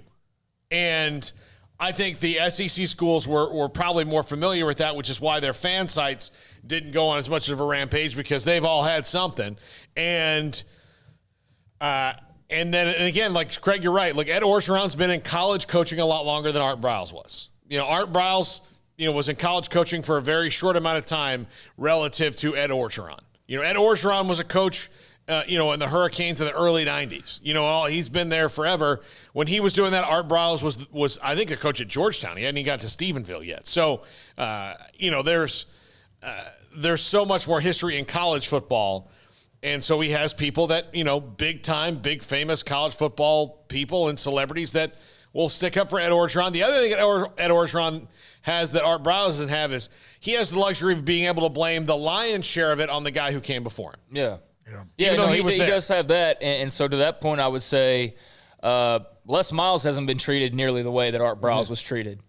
Les frickin' Miles. That dude's scum. He's now dirty LSU. 2 programs. Who knows what maybe he actually did at Oklahoma State, and then, of course, what he did with what was going on at Kansas and as well. You know what? I don't think he's getting a head coaching job anytime soon, and he was still get a job before Art Briles would. And Les Miles, Art Briles was on the fringe of this, not doing enough as a head coach. Right. And we all acknowledge that. Yeah. He was not doing enough. But not only was Les Miles not doing enough, he was sexually harassing students. Yes. I mean, that's what he was doing. But Kendall Browse one time asked a recruit like what type of girls he likes. You know? So and that got more play. Yeah. And even though I guarantee you, every single recruiter out there talks to kids about like, yeah, what kind of girls do you like? Oh, we got plenty of them here, and that was cherry picked and then made to sound like it was some big racial thing, and and it was one line out of whatever conversation, or no, it was one line out of a conversation a recruit apparently had with Kendall, and that was taken as fact and like ran with. Like every single thing in the Baylor story was taken as automatically fact, even though it was cherry picked text messages that aren't revealing the whole conversation that was actually being, what was actually being said. You can do that to anybody and cherry pick a line or two, and if you don't know what they're talking about or the greater overall discussion, you can make somebody look bad, and that's what they did. They took every opportunity to make every little thing that came out massive, and with Ed Orgeron and LSU and Les Miles, like Les Miles just disappeared. No one cares. Ed Orgeron, oh, you don't want to answer that? Okay, sorry. Yeah. This was the whole Big 12 media days. 5 years ago. For 2 consecutive days. The first question for Bob Bowlesby was some OU Yahoo, some radio sidekick like Cosmo Kramer Light and Norman Radio, jumping up and asking about Baylor. Like that was the first question of media days. LSU media days, whatever, who cares? Like it's just, I know 5 years ago things were different than they are now. Yep. But the double standard is BS, man. Oh, no, the double standard in the media profession in general, if you're on the wrong side of whatever side that can be, you are in for a long haul. John Pierce of Baylor, real quick, go ahead. The only side you're supposed to be on is the side of the truth. The truth. There you go. Thank you. That's the side. What's John true? Pierce, former Baylor tennis player, made the Australian Olympic team, I think in doubles, thanks to Scotty B for that note, sent us to that as well. Mark 5 Emmert. Olympians. That's 5. That's right. Mark Emmert, we all know he made a lot of money. How about this note? Mark Emmert made $2.9 million. His associate chief operation officer made $1.7 million. The executive vice president, Wilcox, made $1.3 million. But here's the one. The association paid more than $68 million in legal counsel and $500,000 to lobbyists during the year when they lost basically everything. They did all that to just sit on their hands and not even do anything. So what were they paying these people for? They basically sat back and said, well, we'll just let others make the decision for us. So who were you lobbying? What money were you paying? Because you never even made a decision on anything. $68 million in lawsuits that you lost. Yeah. Oh, how my about that? gosh. And with all due respect, the attorneys probably only could do so much. They got $68 million in attorney's fees, and they lost. They're naked. They are completely buck naked, the NCAA. And yet they continue to pay 3 other executives. It's about $6 or $7 million. $68 million to attorneys to lose. Oh, my gosh. Look, No. To attorneys to try to kick the can down the road, and they eventually thought people would just get tired of it, or they would just whatever, and that didn't happen. They eventually lost their shorts. The problem is that they know you have that money. Yeah. I mean, they know it. It's not a secret. It's not like, they're not Wakanda, where at the end of the movie they had to say, like, oh, look, we've been pretending this whole time that we're not a third world country. Everyone knows. Everyone knows that the NCAA has money. Every time Nick Saban gets a raise, people go, oh, okay, that's great. And the other thing is that nobody's saying Nick Saban doesn't deserve that money. They're just saying we know you have it. And then when you say, well, we don't have this money, and then you spend $68 million, I don't know. I think, honestly, you could get the 6 of us in this room together, and we could make the same amount of decisions for that money. If you want status quo is what you want, the 6 of us have no experience and can keep it status quo. Oh, for $1 million a year? Yeah, yeah, absolutely. For $1 million a year. Like, what you do? I don't like that rule. What are you going to do about it? I'm not going to do anything. By the way, I'll talk about it. One of the podcast guys and columnists, and we saw him at Big 12 Media Days. He's been a guest on this show, and maybe he will be again, but it just wasn't of interest to me. The pinned tweet still on Bruce Feldman's feed is the book he wrote, Flip the Script, about Ed Orgeron and LSU. Well, and so there's the other thing it should be bigger is that, while Baylor was really good, they weren't the national champions 2 years ago, and their teams are not in the discussion of maybe this is one of the greatest. This is 01 Miami and 95 Nebraska and 05 Texas good. Yeah. Like that's... You can't cover this story because then we can't talk about the greatest team of all time 2 years ago. We can't have that wart on that pretty little thing that we covered the mess out of day in and day out. But yeah, Feldman's one of those I was talking about, and where I saw somebody eventually said like, "Hey, are you ever going to actually talk about Ed Orgeron?" He's like, "Oh, well, it's in my podcast." So I actually went and listened to one of the podcasts. They spent 5 minutes on it, maybe. Nothing was like real. There was none of this fire and brimstone like when people were talking about Art Briles. There wasn't any demand for his job. There wasn't, and some of these reporters were doing that. They were doing that because Baylor was completely exposed, and you could shoot as many arrows as you wanted to at him, and there was no stopping it whatsoever on their part. So people just went free reign on their shots, and why they're not feeling the same way about doing it to LSU. Well, one of them wrote a book about the head coach. That answers one guy's question. And I think a lot of them have vested interest and buddies and, agendas are showing with this. Yeah, you've covered it. Now, tell me you covered it to the extent that you covered the Baylor story. Tell me that there's not more actually to chew on with the LSU story than there is with the Baylor story. You can't tell me there's not. So now you can't explain to me why there's not as much coverage other than it's this brand instead of this brand. It's absolutely obvious the reasons why this is different, and it's pretty disgusting, but it's what I've come to expect from a lot of media people. Yeah, it's pretty amazing. It really, really is. I want to suggest one show. This is as off the beat as possible. Paul, we're going to break before top five. No. I texted Paul and Craig last night. I sat down. It's hard to get my attention when it comes to television. And on occasion, it might be the Food Network or it might be something. So I started, Tombstone, Yellowstone, the series. I don't know, as the Discovery Channel, is that right? Yeah, the Discovery Channel.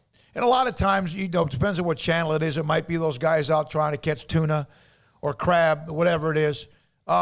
I saw this show pop up, Serengeti.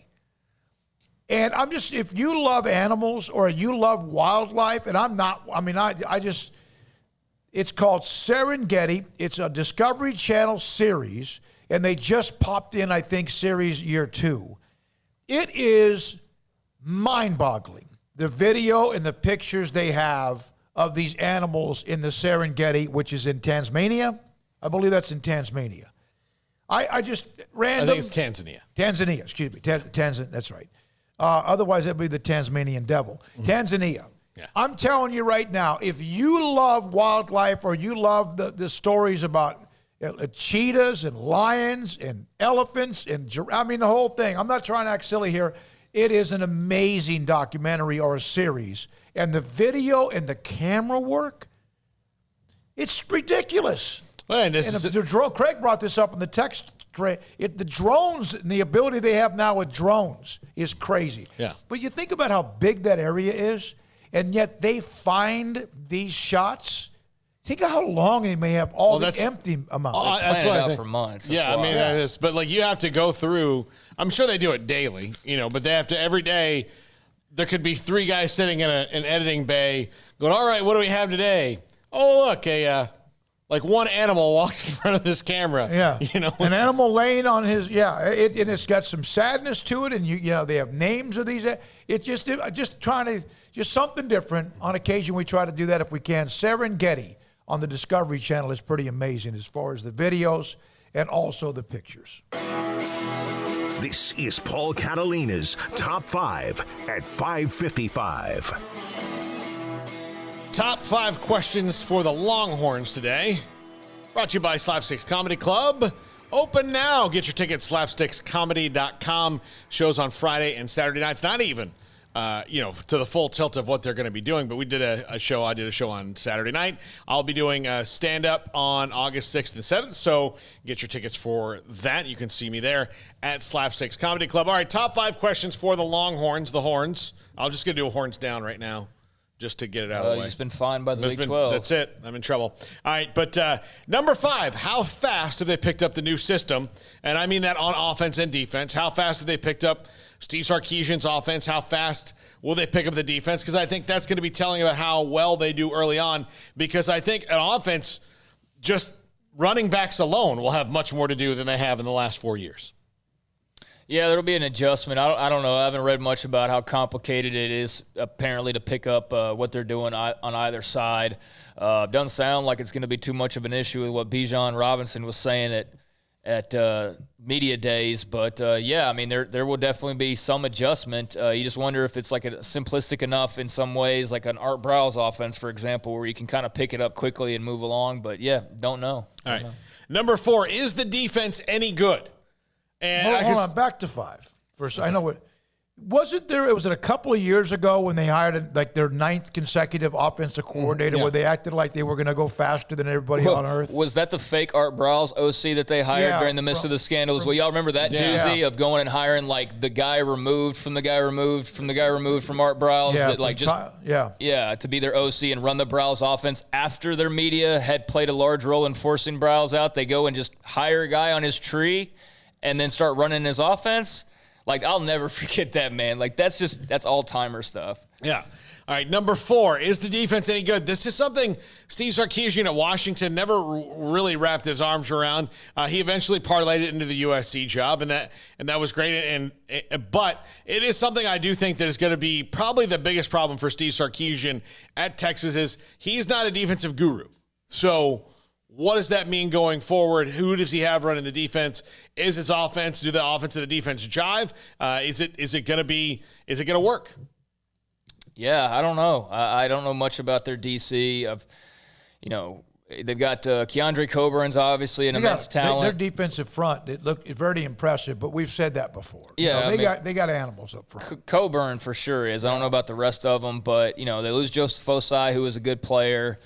But I mean, they've got talent. It's one thing you always say about Texas, right? They have talent, but I don't think DeMarvion Overshown or any of the guys who I had to hear about on a daily basis during their recruitments, I don't think any of them have lived up to their billing. So it's about their senior years at this point. Maybe it all clicks for them. Yeah. Number 3, who are the other stars on the offense? Besides who? Besides Bijan Robinson. Jordan Whittington, if you believe hype. If he can stay healthy. He's very, very good. Kid from Cuero came with a lot of attention, but, yeah, he's been hurt a lot. He's been hurt a lot.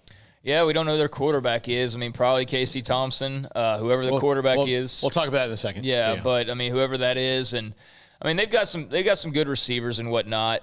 There's not anybody that just jumps to mind. I guess, is Josh Moore still there, I think? Then he would be the guy made big plays for them to make big downfield catches. But they got a little bit, but not a bunch of just names that immediately popped to mind. Yeah. Number 2, is the talent really there? I mean, and you said, Craig, there's talent, and there's talent. But is the talent that they need to be the Texans that they envision themselves being, is it really there? And I ask this question because – when you look at the teams who are competing for conference and national titles, Oklahoma, Alabama, Ohio State, Clemson, which is the envision where they envision themselves, and I think a lot of their fans think they have that level of talent, it's clear that it's not there because those teams are putting guys in the NFL. And I'm not talking about good players in the NFL. It doesn't matter. They're putting players in the league. Texas is not really doing that and hasn't done it for a good long while. Well, Texas doesn't do it because they don't develop anybody. Mm-hmm. The other schools develop people. When Matt Rule recruited a guy, they were better 3 years later than they were when they started. I can't recall the last Texas player who started off as not already super hyped that just came out of nowhere and became a huge, great player for them.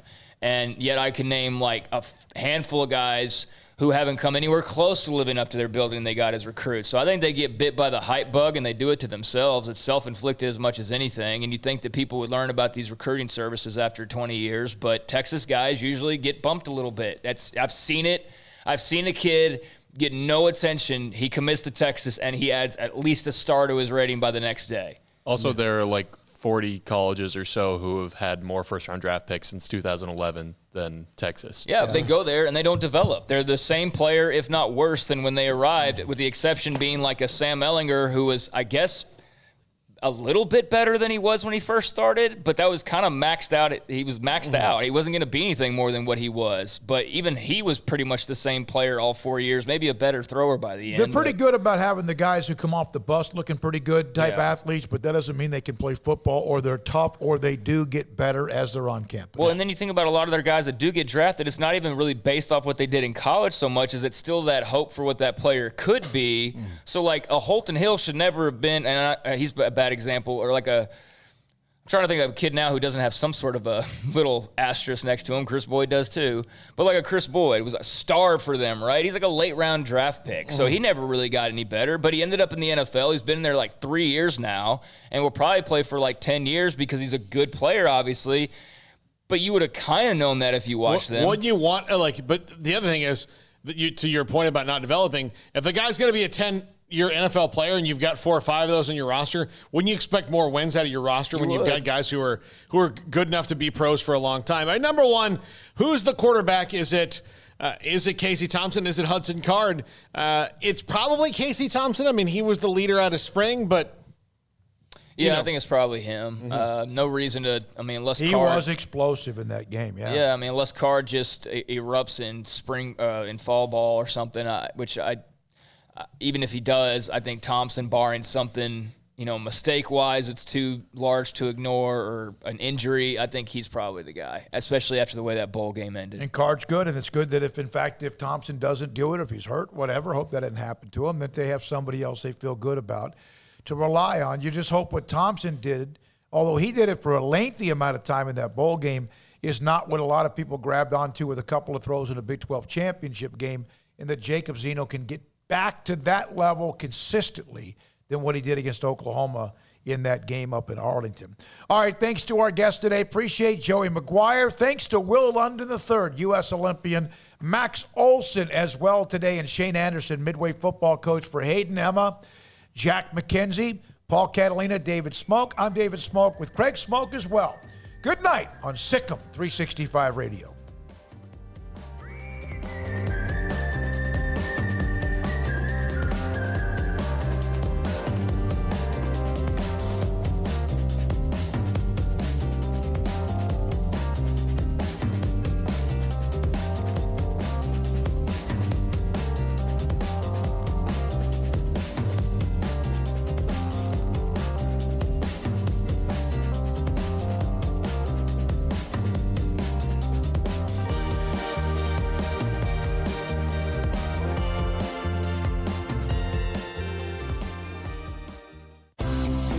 Ideal MRI is a small family business right here in Central Texas.